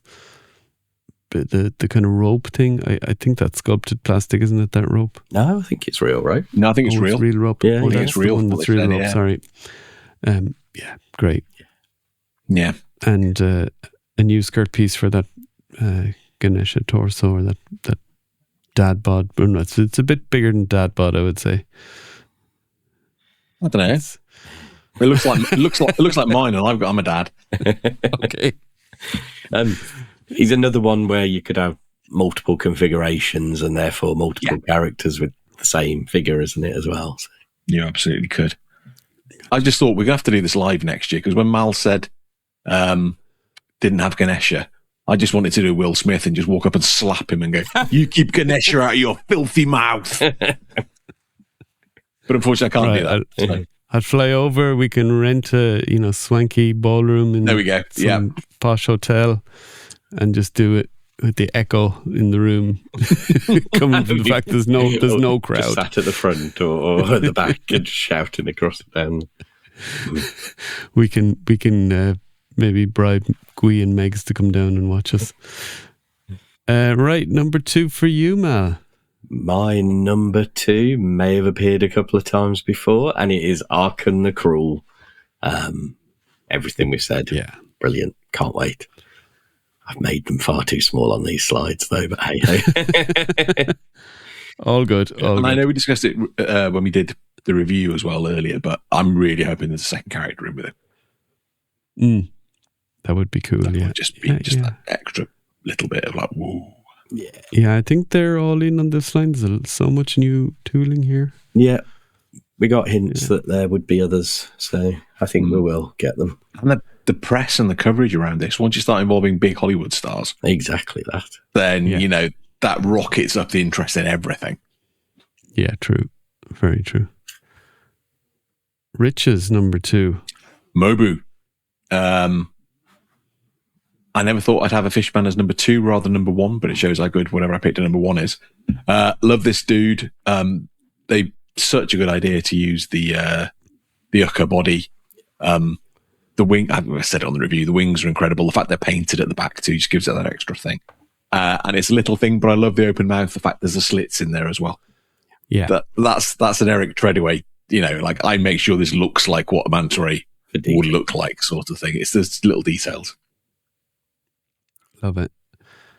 Right, we're on to number 1s. Drum roll. This is the big one. I don't think anyone else has this one. No, it's Sir Benigar. He was another one who nearly featured in my top 10, but just got pushed out by others. It's just awesome. Green. I mean, we all like the Paladin. Yeah. I mean, look at this guy. Yeah. Yeah. Those soft goods so cool. are going to be the shield, everything. Yeah. Yeah. I mean, you can just drill the human head. Just give that to another knight. Don't need that. The rest of it, even got the jousting thing, so it gives you an idea of that maybe he's gonna, even though they don't say they ride on the dragon, good. Gives vibes. No, Rich. I love this dude. Not enough to buy a $550 dragon. No, I wouldn't be surprised. Dragon sniffing around the secondary pocket. Yeah, for him at some point. Yeah. And as you said, John, you can use that human head extra for something else. The fact it comes with a lance as well is really cool. That shield. Shield is so good. Right, Mal, you're number 1. My number 1 is Boris Burger Story. Oh, he's sucking up to the Purple Gang, and now he's sucking up to really Curtis. Is. Wow. Yeah.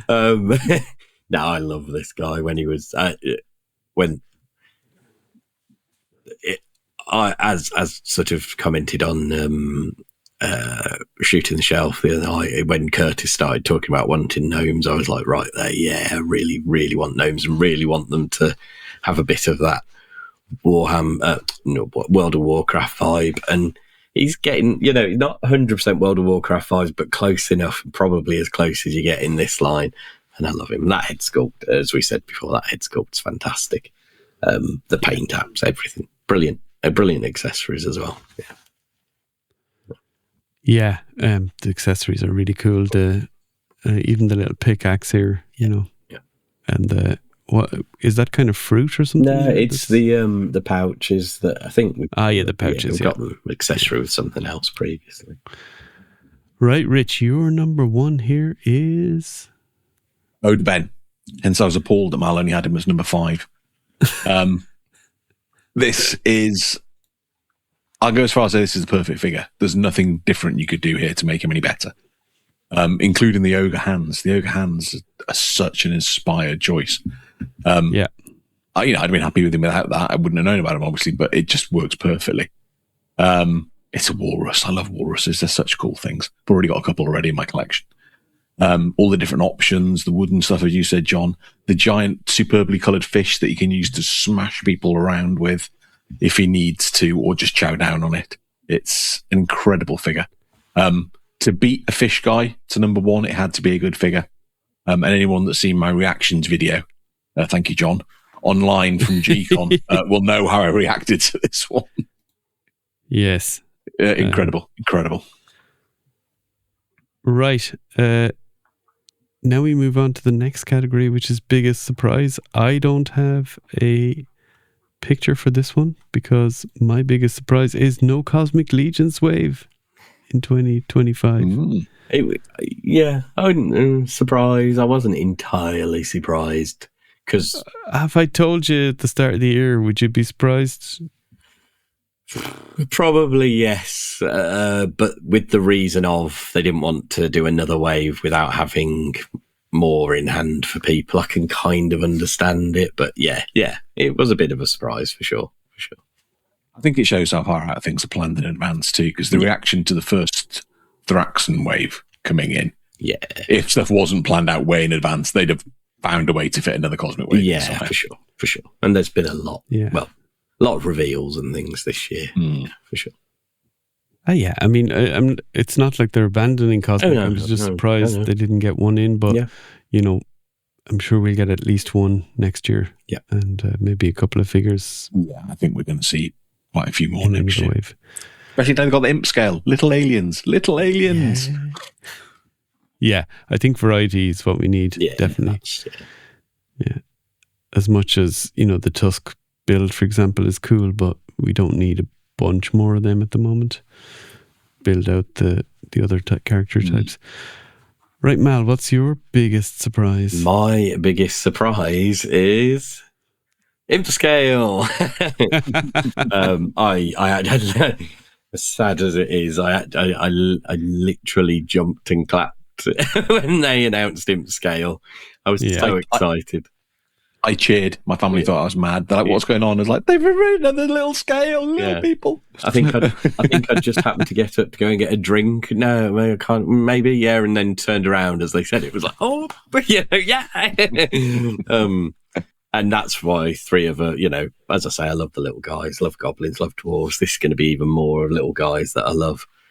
They are, the 3 of them feature in my top 10. So excited about getting these guys and to see what else we get in this scale as well. And as Rich says, perhaps we'll get a few cosmics in this scale as well. That'd be cool. That'd be really cool. Love that so much. Yep. And yours was, Rich? Thoth, however you want to pronounce him. A really good surprise, but I didn't think for a second they'd drop a figure obscura without announcing it at all. So for them to drop it and get it in hand straight away was, made me very happy. Yeah, I was thinking about this today, and I'm still surprised that they actually put it up for sale at LegionsCon just like that. I still wonder if they planned that or if they just decided, oh, well, it's arrived and we don't have a pre-order or we don't have a window to put them up for sale yet on the schedule. So why not just get him out to fans here? Whatever the reason. Thank you, Horseman. Cool. Right, then we're going into the favorite overall reveal. It's the same as your number one. Yeah, for me it is. Yeah. Boris. Okay. So excited. We don't need to do that. Yeah. Okay. Then we go on to Sculpt. Third-party Sculpts. We're in the third-party section. So my first one here, we've done 3 of each for these, is Mark Calvo Moe, the king. What's his name? The king? Do we know? It's the king he did for Sir Valgard. Yeah. The name of it, but yeah, with the crown. Awesome. The one he sold like a truckload of. Yeah. Yeah. Because he seemed to do a pre-order for Legions Con of painted ones, and then after Legions Con he was still painting them for people. So we can assure people he's been working very hard on those. Yeah, we've seen in progress pictures he's working his backside. And they look amazing as well. I don't think people will be at all disappointed with what they get. Oh no, yeah. Yeah, well, you see it here. Even on pic here. This is from Mark's website. So that's my first one of the third party. So Mal, who have you got for the first one? So we do have a sculptor we all seem to be very fond of, and that is Malway. And this wolf with plaits, I still don't own it, but I intend to own it one day because it's been.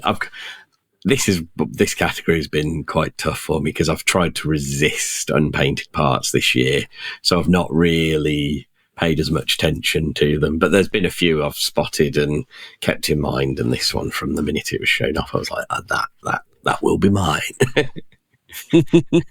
I have one of these that I got from Guion at Legions Con. So the braids are fire braids. Yes, it's such a fun sculpt. That's cool. Very cool. I've used the word fun a lot on tonight's show, but it is. It's a wolf, and he looks like he'd rip you apart. This is one of our favourite hobbies and should be fun. Yeah, for sure. Now, John says it's one of our favourite hobbies, yet he restricted me to 3 in each of these categories. I'd like to put in official because we've already been going for nearly 2 hours. Yeah, exactly. 6 hour award ceremony. Everything we talk about on the podcast, you know. My wife asked me, like, just out of interest, because obviously it's late at night here, so there's like, it's not like she needs me to do anything after the podcast. But how long are you going to be tonight? You know, because sometimes it can be shorter than others. And I was like, I thought maybe 90 minutes should be fine. Blown past that one. It shows how enthusiastic we are. We like to talk about this stuff. Riches first, number 3. So mine is by Blackbeard Tatch. Used to be Blackforge Studios. I can't remember the guy's real name, I'm afraid. It's a horse knight. I love my anthropomorphic stuff. This is a mean-looking horse. He's baring his teeth. He's angry, but with a knight's helmet and then the big plume on the back as well. Mark Calvo did some great ones painted up to go with Sir Rookjack. So I'm going to ask him to do one of those for me in the new year when I actually have some money again. But Sculpt, I love it. Yeah, this is great. Yeah. I probably missed picking this Sculpt up at some point at Legions Con. But yeah, it'd be definitely one. It's just so cool. It's just so different. It's like you could do it at a 1.0 scale. You can do it at ogre scale, and you can have a horse knight riding a horse if you want to be really weird. So what scale are you getting? I'm going ogre, so I'm going to use it on a Sir Rookjack. But he's Sir Rookjack. Yeah, he's going to have a companion knight, which is a 1.0. So the two of them will be a little crew. Excellent. Right, my second one here is from Carlo Alaki, Immortal Collections. So it's the little dragon dude that he gifted me. It's incredible. It's great. I don't know if this is ever available for sale or what his plans are for it, but this is insane. And I'm almost like wondering, should I even paint it? Because it's like, I don't want to mess it up, But yeah, really cool, Carlo. Incredible. Right, Mal? My next one is Brian C., the Crab Hunter. I forgot to get one of the Legions Con. I was kicking my own backside when I got home. It was like, come on. This was one of the ones I was actually going to pick up and then completely forgot to. I even went to his stall and was having a look. I bought stuff for Brian and still forgot to get this one. It's just like, God damn it. But I love this guy. He's got, I think it feels like very sort of Star Wars vibes to me.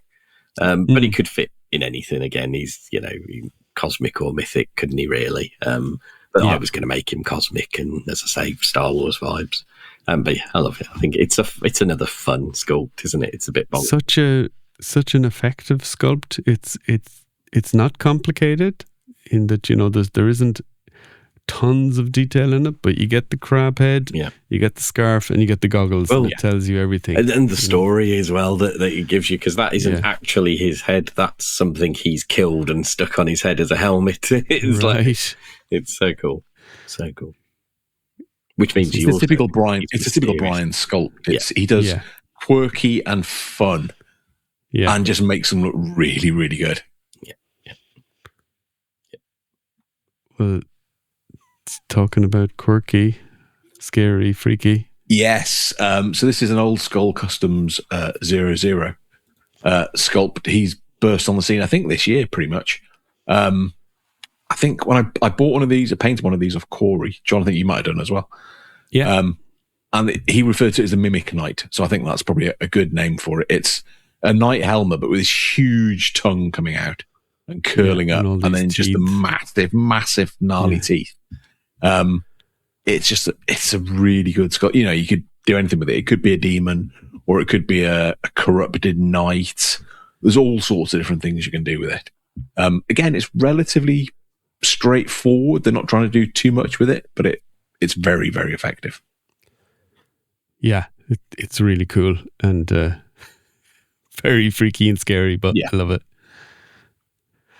Okay, my last one here in this section is Richard Jones and Gianluca Girillo. I might have gone for this one if I thought I completely didn't think about it.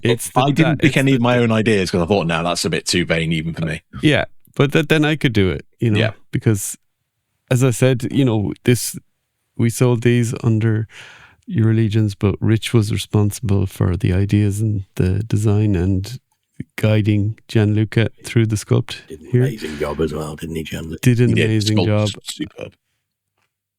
We saw how popular this guy was. He's just great. And even if you don't have this type of dog, I think he's just a super cool character, And when Imp Scale comes along, keep one of them, grab one when we sell them next year. Yeah. Just keep one of them in your parts box. And when you get the Imp Scale, that's my plan. Perfect. Yeah. I love the, that toot my own horn too much, but I love the, the sort of character with, it's a Dashan. They're little dogs. Yeah. But then he's this badass witch hunter. He's got that hat on and that sort of stuff. It's that's literally what separates all the sculpts you've done, these dogs, from other dog sculpts I've seen, is that you've added the character into them. They have helmets. They have a story. The St. Bernard has the little the barrel with the booze. The eye patch on the Chow Chow. You got the helmet on the, was it Basset Hound? Yeah.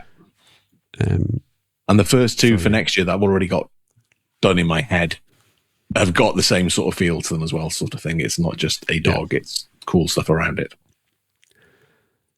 Very cool. Mal, what's your last one of the sculpts? So my last one, and I will own one of these one day. And to be honest, it's Brian C's custom using this that makes me want this. The one in Rich's collection. The one I've got. Oh, is it? Did you buy it? In my head, it was you who bought it, but that makes me want this, and I want to basically copy his his design. I think it's such fun. Fun is what I keep saying, and this is another fun sculpt. Okay, it's a body and a head, but I think it works, doesn't it? It feels right for this design. Somebody, and I can't remember who it was, I'm afraid, had used this and painted up to match Koi, and that worked really well as well as the head torso combo for Koi. I bet it does. He's awesome. It's, as I say, fun. Loads of character. Yeah, great work by Jason. And Rich's is another Jason. It is. It's not one I own, and I'm not 100% certain I will buy it, but the sculpt itself is incredible. So it's an orc wearing a dragon skull helmet, basically. And the dragon skull's got like a massive horn at the front and then side horns. But the picture on the right there is a sort of side view, which I think gives you a better idea from it. You can see the orc's angry, he's shouting, but then there's these huge dragon teeth coming up. There's the dragon eyes and, eye holes and everything in there. It's it's a really, really good example of a character wearing the skull of another creature as armor. And I love that sort of look. So, yeah, this is the best one I've seen this year. Excellent. As I say, I may never own it because it's orcs, and I do limit my orcs, but the sculpt itself is amazing. I haven't seen this one painted, have you? No. I'm not sure I have, actually. No, that's a very good point. I don't think I have. Well, if anyone out there knows of a painted version of this, be interested to see it. Okay, we're on to top 3 customs. And this is a very subjective category. It's top favorite customs, let's be honest. Again, it's another category. There's loads of good customs people have done. And there isn't even a definitive list. We're going to miss some, you know? Yeah. And Facebook is rubbish for the fact that you might not even have seen somebody's custom, and if you'll see it then 6 months later and be like, that's flipping awesome. You know? I bought 5 at Legions Con, and none of them are in this because I've already shown them off on the show.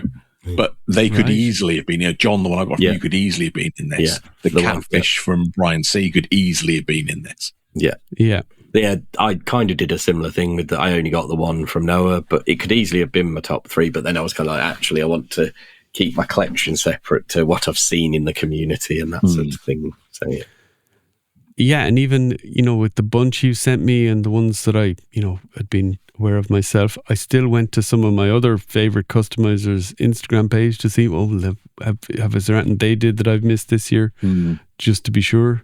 And they could have, but they hadn't posted. They may not have posted it, or just posted in a story or something like that and then missed it. Anyway, top 3. My first one, Brian C. This mad-looking flocked. So this is almost more Warhammer / I don't know, Fallout. I don't know, kind of to me, but there is a Cosmic Legion's head. There is some Cosmic Legion's limbs in there, and I guess the arms as well are Cosmic Legion's. So it definitely meets the criteria for a Legion's custom, but it's insane. Weathered kind of sea dude. Yeah, like the feet are what they're like, kind of, I don't know, they're like kind of submarine doors or something, Yeah, they're big splayed like a pressurized porthole or something, aren't they? Brian, I'd have to say, but I do wonder if they aren't actually Warhammer 40k parts that he's used. Possibly, the kit would potentially be big enough. So, yeah. This is a sort of custom that's so cool that you could ask whatever he wanted to at Legion's Con. Yeah. Whether he got that or not, if someone did buy it, it's worth every penny because there's so much stuff involved. Yeah, absolutely. And on the other hand, it might be super sturdy and not, but it could also be super fragile. It's very hard to know from a picture. That's the problem. Once you start, the more and more custom bits you put on something, then it does add that fragility to it. Yeah, for sure. Right, Mal, what you got? So I'm going to seem like I'm kissing some butt, but it is the idol that Jeremy Gerard created literally right before Legions Con. It is a swig head painted white, and then a variety of parts. There's, I think, the dwarf parts that came with Garwich. It wasn't no, it wasn't Garwich. It was the other one. It was the other one, Gaspar. Poxus upper torso, and then some repainted Poxus or Red Death limbs, and then I think something from another figure line. But this, I said it on his post. This is one of those customs, and with Jeremy making it, it might happen. Nudge, nudge, wink, wink, Jeremy. That I want to see this as an official figure. Maybe not the story that he gave to it, because it was it was for the swig, 1,000 swigs, and he'd added it to the Crossroads, so it perhaps doesn't fit with Mythics in general. But just this build, this paint out, I want this as a figure. I do. I really want this as an official figure. Yeah, Jeremy posted a lot of cool customs in the run up to Mythic Legions Con, and some of them were definitely very close to making my list as well. Yeah, there was a kind of I think an ogre scale one that was very cool. Was it ogre scale? I think there was, based on the Barodak build. There was a bunch. Yeah. There was. Yes, I think Big Dub ended up getting that one. I think, didn't he? Yeah, superb. Right, Rich. Your first one here, Mark Calver. I went to Legions Con thinking I'm not going to buy any. I didn't buy this one, by the way, but I went to Legions Con thinking I'm not going to buy any Cosmic full customs. I came back with 3 of the 5 that I bought were Cosmic ones. I couldn't think how to use this myself, otherwise I might have gone for this as well. But this is amazing. So it's a Cosmic custom. It uses the IS Civitan, parts. Yeah. Thank you. Yes. Painted like an orangey yellow with a undead zombie head on it. It's got like a glowing chest piece as well, and then 2 cannons coming out of the shoulders. And it's terrifying, quite frankly. That's cool. Something you do not want to meet in space. It's one of his. He sort of did a collection of Doom themes. Is it a Doom based one? It's one of the one of the enemies in Doom. I don't know exactly what it's called, but yeah. Yeah, so and I think those intestines are green stuff. Like he he did a really good job. Some practical sculpting there. I remember him posting a behind the scenes pic. I'm pretty sure anyway. Yeah, but really creepy, really gory, but an amazing figure. So much working, with the paint blending and everything. It's a corking figure. Right, my second one is from Noah Pratt. It's the green Minotaur on a cosmic build, that kind of Novian lean torso. He's put the Minotaur head in a hood. He has horns coming out the hood. Super cool look. And he's painted it kind of green, so to give a more alien-y type vibe to the Minotaur head. And just a super cool custom. There's a bunch of Noahs I could have picked, but I settled on this one. I think this is to my taste. Yeah. So I went over to him, as I say, and I was literally like, right, I love all of them. So because I've already got one, if anyone's sort of hit you up wanting, then point me away from that one. And which one and that's what I ended up with. And but everything he did, I would have happily walked away with all of them. I think I'm going to have to message Noah now. I want to know how he takes the hood off. With horns coming through, how does that Minotaur get the hood off? It's magic. Well, the hood is not hard plastic for a start, I suppose, in reality. In real life. Yeah. So, was there a zip hidden in the back? He just undoes it and just pops it off. It's like, I need to know. You're being a pedant, Rich. I am being a pedant, yeah. He's a magic user, so he just does that. That's it, yeah. It just vanishes off his head. All right, what's your next one, Mal? Right, so I had to dig deep and actually I must admit I'd forgotten about this one. And then when I saw it, I was like, oh yes, I loved that. And it was Kevin McGinn did his D&D character and sort of made a comment about, this is one of his customs that's constantly changing and being modified as new parts come along. And I can completely appreciate that. And I just love it. I was sat there trying to work out what bits are what. And I think, most of it, I think, is mythics, apart from perhaps an overlay around the shoulders.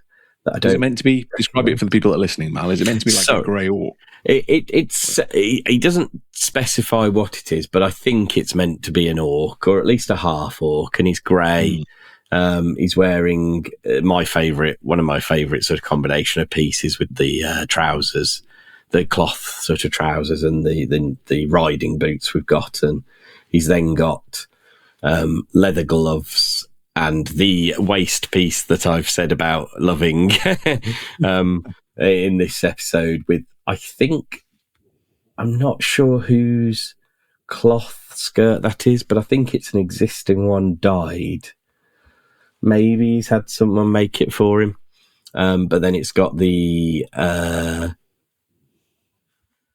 Marley torso repainted. Oh, that's what that is. I think so. Yeah, it looks like it, doesn't it? And then it's probably the Marley arms, but they've got a line on them, so it could be Novian Lean or someone else's arms. And then, as I say, this overlay piece that I'm not sure where that comes from, but it just finishes it off and makes it look like he's wearing a trench coat that is awesome.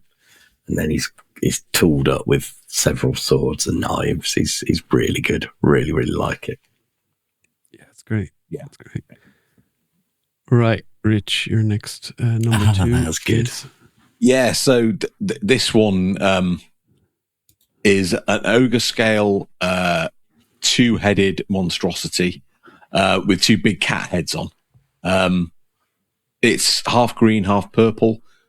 So Too Bad inspired, but obviously slightly different colours. But green and purple are my favourite colours, so that screams out already. The boots, so you got a green.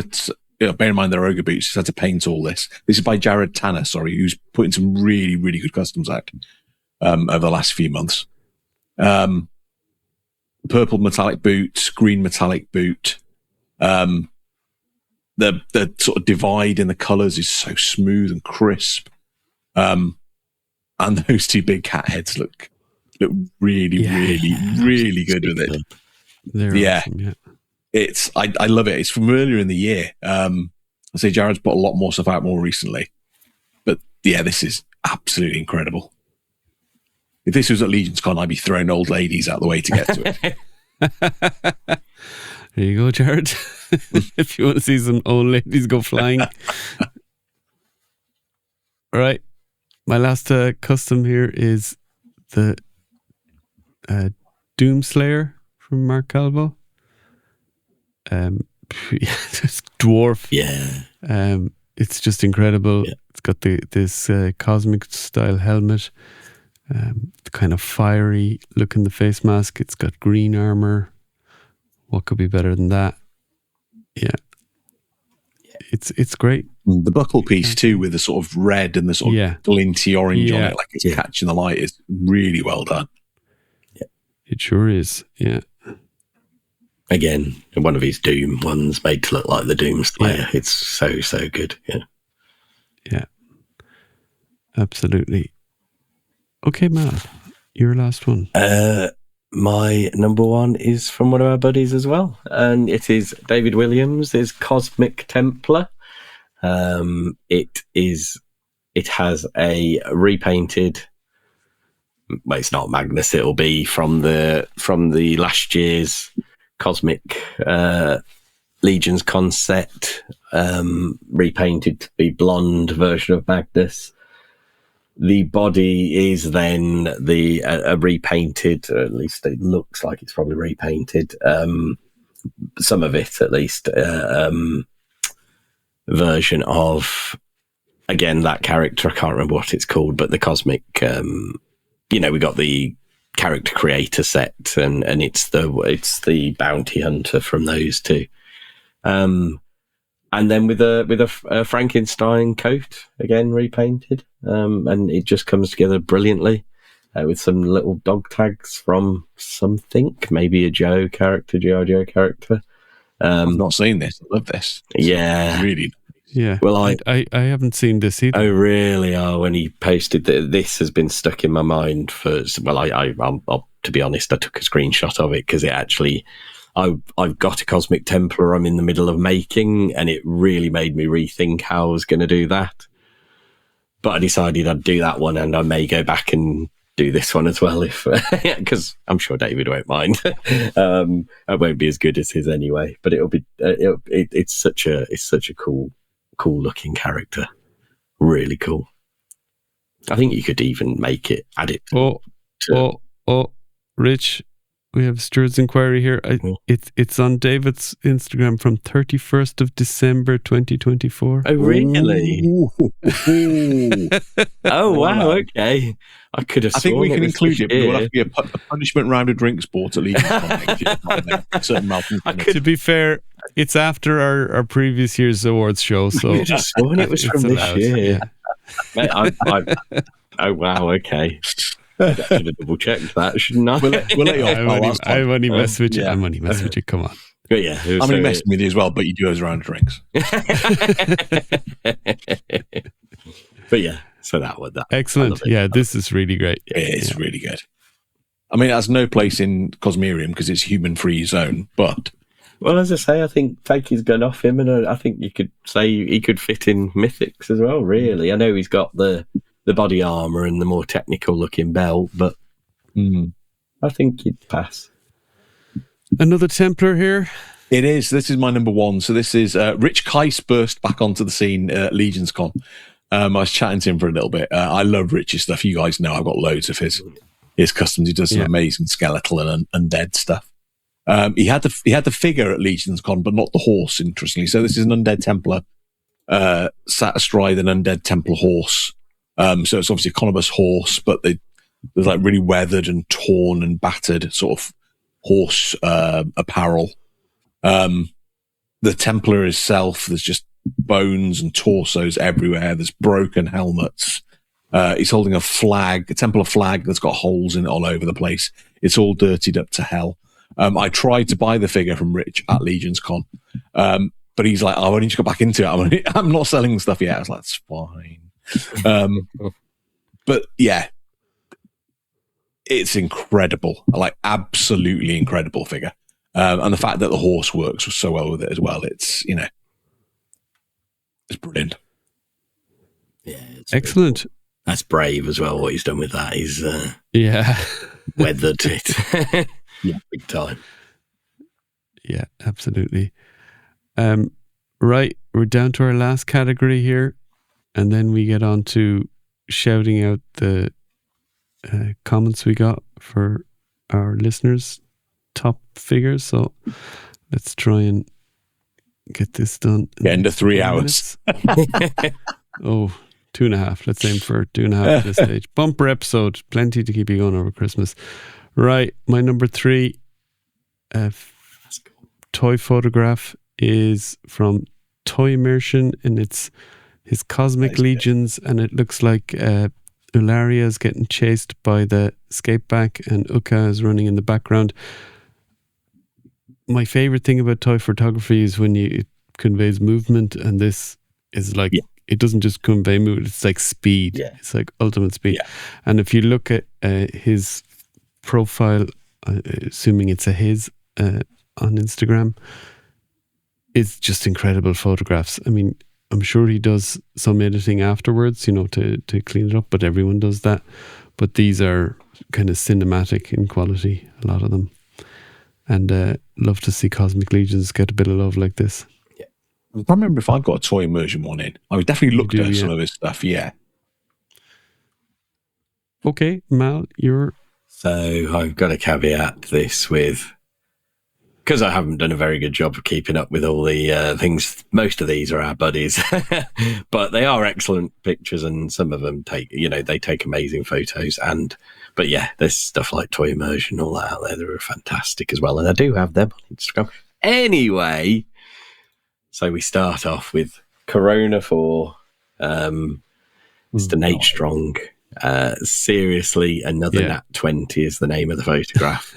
And it's such a fun photo. It's the Paladin there having clearly rolled a natural 20, which for anyone who doesn't entirely know Dungeons and Dragons is a critical. You're likely to pretty much destroy anything if you do a natural 20. And it's got a zombie looking down at the dice going, "You what?" whilst another zombie lies dead on the floor in front of the dice. It's a fun and is the what Paladin is in the background, kind of celebrating. I love the fact the zombie realizes his fate is sealed. It's like, no, sort of look to. And how big is that dice?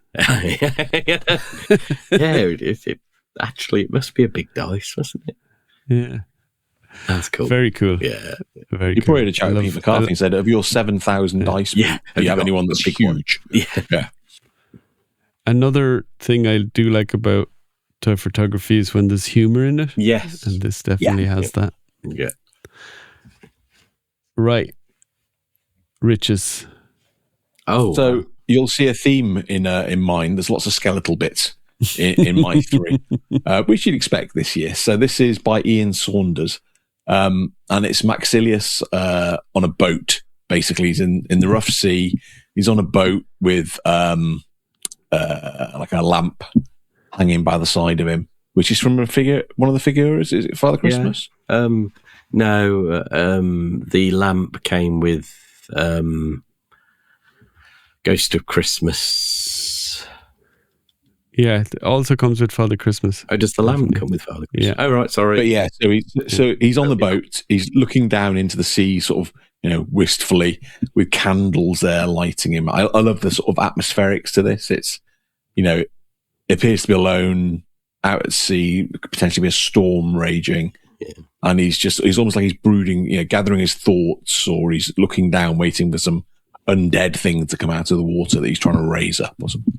Yeah, really like it. Cool. It's very Needs to be careful there with the candles in his robes, though. This is true. Well, he's undead, so if he catches fire, it's like, well, whatever. I mean, But there's it'd be plenty cold of water as well if he catches fire. This is true. This is true, actually. Yeah, you dive overboard. I'd like to see the 5 seconds later on this picture. With him with his arm over the edge of the boat, just like, oh god, that was embarrassing. This super creepy dude just suddenly looking like an idiot. Okay. My second photograph here, Trevor Williams, a recent one. So it's a battle scene with the Templars and skeletons. Again, yeah, it's a battle scene. There's a lot going on. This was like a collaboration, a bunch of toy photographers did, I think, different elements of the same kind of a scene. That's cool. And yeah, I picked Trevor's one. It's awesome. There was lots of awesome ones. And yeah. I see he speared another skeleton in the back there. I was going to say he's doubled down on the... Well, I think she can lob that spear against the wall and that'll definitely do him some damage. It'll then. mobilize him. Yeah, absolutely. Yeah. That's one of your favorites, the Skeleton Raider. I know, poor skeleton raider. Getting a good... I like Delphina as well, but come on. Yeah. All right. Mal? So this one actually partly makes it in because I almost wanted to pick this figure as one of my favourite customs. And it's from our buddy Thomas Belay. Yes. Yeah. And for anyone who doesn't know, that head sculpt was painted by a certain John Caulfield and bought by Thomas at last year's Legions Con. The photo, it wasn't called this, but the caption was incoming transmission from the Cosmic Cabal, 80 hours until shuttle departure for Legions Con. And it's using the genetic experiment, I forget what his name was called, from BC something. Yeah, from last year's CC24, I think. Last year's builder pack, whatever it's called, with this snail head. And has he repainted the hands, or were they that? It was a real close match, I think. Anyway, wasn't it? Yeah. Just coincidentally, I think he might have repainted something. There's a bit more green on there than there was. Yeah. But yeah, it's so cool, and and he's looking down at his arm, and that's a Carver Customs little hollow piece. Oh, the little wrist hologram so piece, it's the Cabal one, and I just and I think he's given him Ucker's weapon, isn't it? Yeah, and it just really cool. There's a couple of photos in this kind of series, and either one of them I was very tempted to pick, but I went with this one because very cool. I like the action of it. Yeah. Back to skeletons here. Yeah, I'd say it's definitely a theme. So this is by Emerald Knight Photos, who's John Meyer. This is I'm presuming a Valiant Knight trying to crawl through the smoke and the fog to get away, and has just been jumped on by 3 skeletons. And he's going to be devoured at any moment. But it's just that sort of, even though he's wearing a helmet, there's like a desperation feel to it, that he's crawling, he's trying to get away from these things, and these things just aren't letting him go. They're on him, they've got him pinned down. And the smoke. You'll love smoke on a toy photography Yeah. thing as well. Oh, yeah. So, yeah. Just want to take it up just so I can buy one of those smoke pens and play with it. Same. I'm not a toy photographer. Do I need another thing Yeah, that I do? No. But give me one of those a dive smoke piece and the machine smoke pens. Yeah. This picture, I can almost hear the knight shouting help. It's got that feel to it. So I really like this. Right. And my last slide for the night and last toy photograph is Kevin Boots. We used it on episode art at some point. It's Gideon and Sir Ukjak. So, okay, Ukjak made my least favorite, but is in my favorite photographs. It's just the kind of moment before something happens, it's an outdoor photo. The perspective is really good, and it looks real. It looks like, and the way it's cropped in, and you see the kind of Gideon is turning to Ukjak and saying something, right, you go that way, I'll go this way. Here we go. There's going to be something going on. Yeah. So, in my head, he's saying to Ukjak, Beradak, the big guy at the back, black armor. He's the one you need to take out. Yeah, you're as big as him. Yeah. Deal with him. I know I have a big jousting spear, but you take out the big guy's yours. Yeah. All right, Mal, take it away. So, Mr. Boots, absolutely smashing it. I also have Kevin M. Boots, Archer of the Northern Lands. More snow. So there you go, Kevin.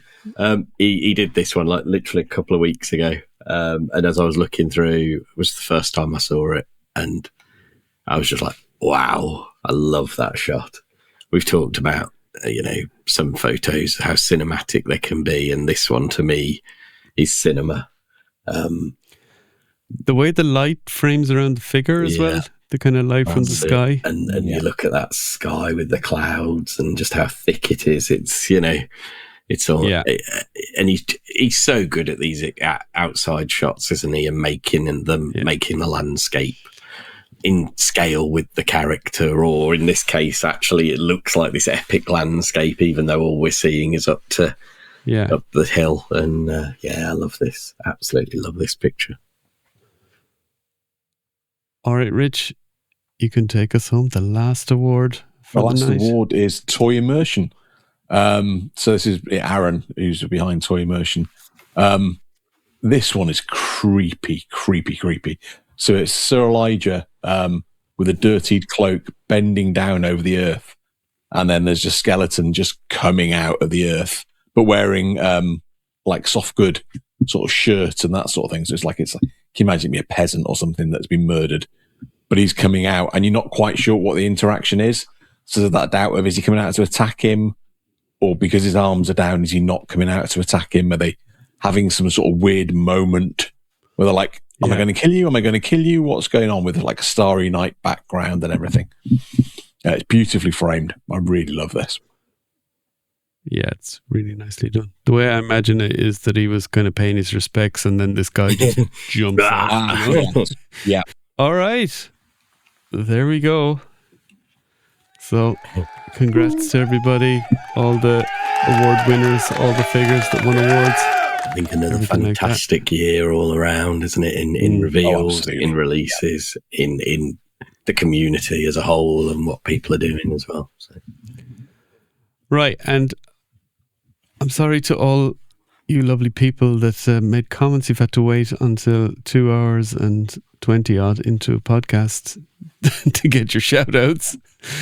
But we're going to do it as it's the last main episode of the year. Let's make it a bumper one. Right. I'll read the first one. Do you want the text is quite big, Rich. You can manage to read one off the screen. I can read that. Yeah, I'm not blind. I know what glasses. Okay. So I'll do the first one. Mal does the second one. You do the third. Okay. And we go around until we get them. Okay. Jade Rusu, JRU Toys. He's given us a nice top 3 here. Uka, Legendary Barbarian, and Otho. So, bit of variety there. Yeah. Pretty cool. Mal. Our buddy Dylan Strickart. In hand, 1, 2, and 3. 1, Figure Obscura Jersey Devil. 2, the Gorilla Skull. Fair play. It's a good skull. 3, the Warrior Revenant. His top 3 reveals. 1, 2, and 3. 1, Garamir. 2, Frankenstein's Monster, the retail version, so the green version. And 3, Graveyard Zombies. I must admit, they nearly made it to my list as well. And honourable mentions, the Gorilla Skull in case cheeky. Legendary Barbarian. See, good piece. And Mouse King. So some good picks. I don't want to be rude to our listeners and viewers, but come on. Seriously, Legendary Barbarian twice. Right. A spreadsheet for you, Rich. Woo! Jeremy, this was the one person that emailed in, and I think he emailed because it was a spreadsheet. Yeah. So, and this is Jeremy Govier's top 5. He's very much an Amal, though. So if we start from the bottom, I think 5. Just before, I think we have to take a moment to see what Jeremy's done here. He has provided a spreadsheet with a list that goes 5-1, 5-2, 5-3. I love it, Jeremy. Thank you. Carry on. And it's Mal, Jeremy. Right then. Demon so let's go bottom to top. So 5.5 is Thrasis. 5.4 is Gideon version 2. 5.3 is Graveyard Skeleton. Interesting. 5.2 is Mouse King. 5.1 is Ularia. Finally, we get into proper list. Number 5 is the Undead Builder. Number 4 is Scaphoid version 2. Number 3 is Headhunter. That almost made my worst figure. I have to admit, I don't like Headhunter. Number 2 is Legendary Barbarian, and number 1 is the Nymph. Headhunter's awesome. I just took a moment to remember who it was. It's a bit too naked again for me. It's like, I'm not a prude, but I clearly am in terms of toys. You are, yeah. Yeah. Right, Guion, Hondax, bunch of knights here. SDCC Paladin number 1, Sarandru number 2, not a Templar man. Well, at least there's one knight you don't like.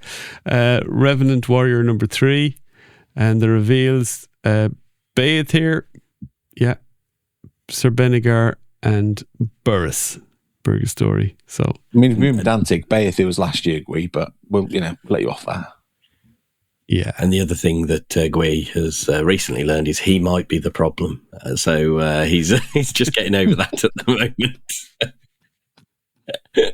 So, moving on. Yeah. Justin Anderson. Justin Anderson. In hand. 1, Sir Gideon version 2, particularly iconic on Bishop. Fair. 2, Koi. I think, yeah, a lot of us think that. 3, Sir Enoch. Feels like another Knight fan here, though, doesn't it? Reveals. 1, Sir Benegar. 2, Arkan the Cruel. He's redeemed himself from the nightclub here. 3, Garamir. And then he's added a note. Thea needs a special mention whilst not revealed in 2025. There you go, Guion. There you go, Gui. Big, beautiful Bay is the stuff of dreams. The campaign was something more than just a funding campaign. It was an event, an experience, part of toy collecting history. It sure was, yeah. And we definitely knocked a few podcasts out of it as well. We did. Rich, so British collector, Paul Hodgson. So number 1's Koi, number 2's Topiculi, and number 3's Legendary Barbarian. Come on, people.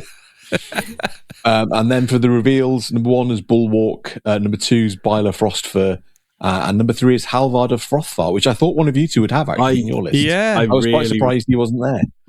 He was close for me, but there's so many cool figures. Yeah, could I put like a pretty? I suppose I could have. I think if I'd smushed down Fanost and Faden, he'd have been the one that would have gotten in to the top 10. Right. Yeah.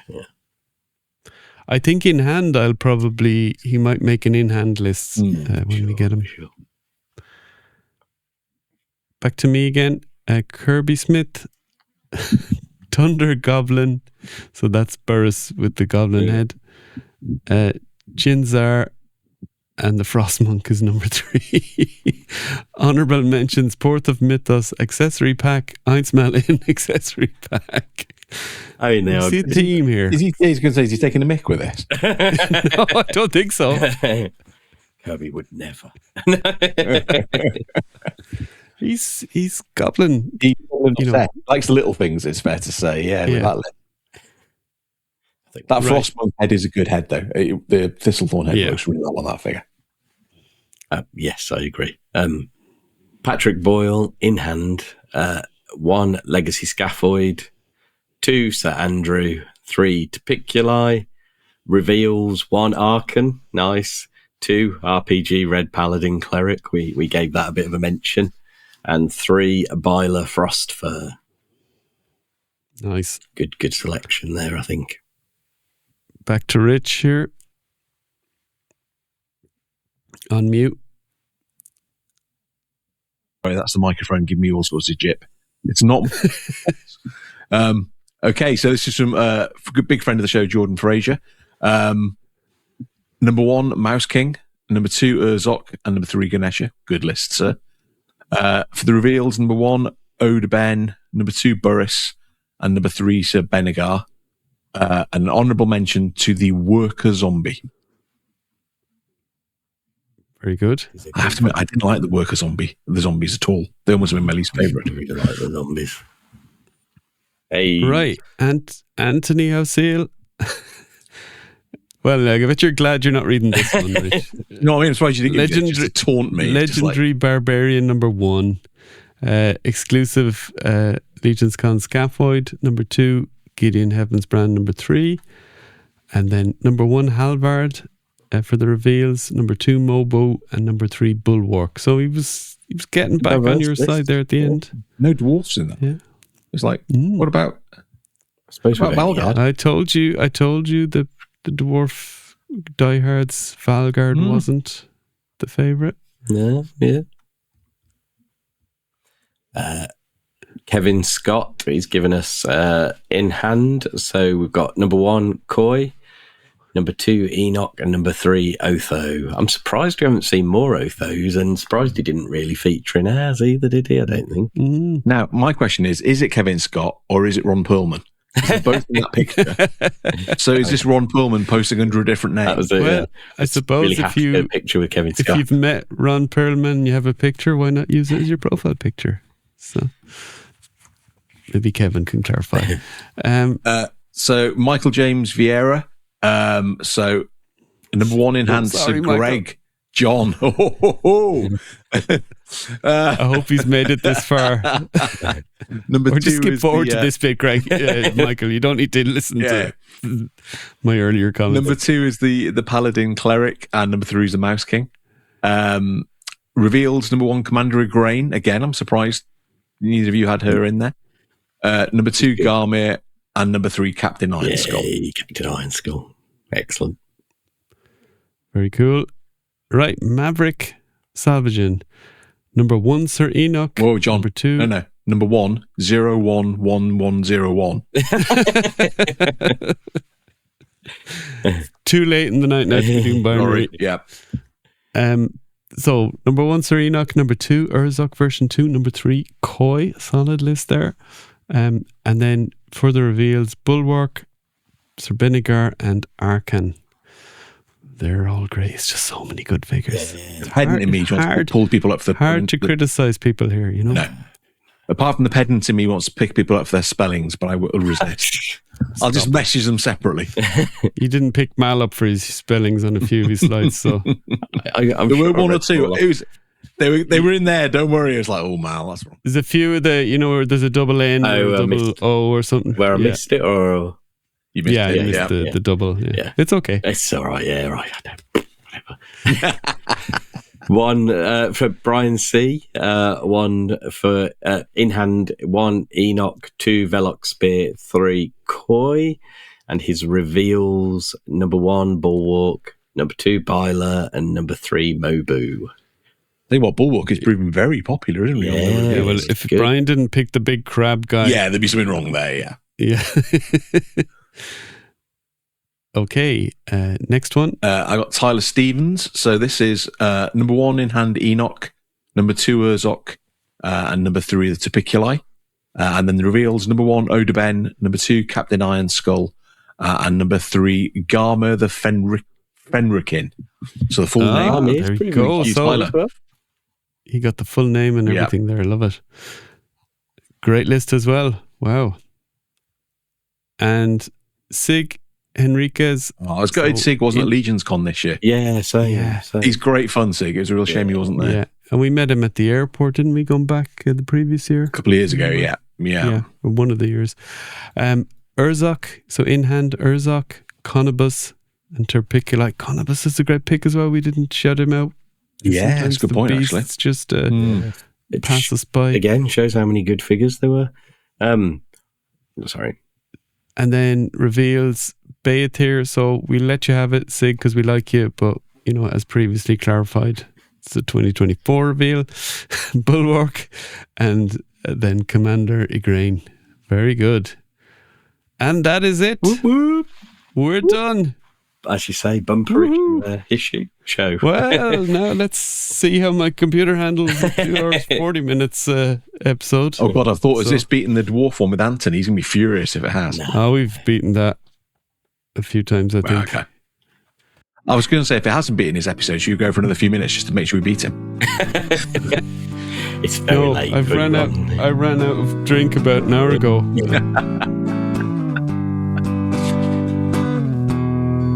Stay safe out there, everybody. Remember, if you're celebrating an award or we mentioned your name, don't get too carried away. Don't drink and drive. Stay safe this time of year. Don't freeze to death if you're in North America. Stay safe. Happy Christmas.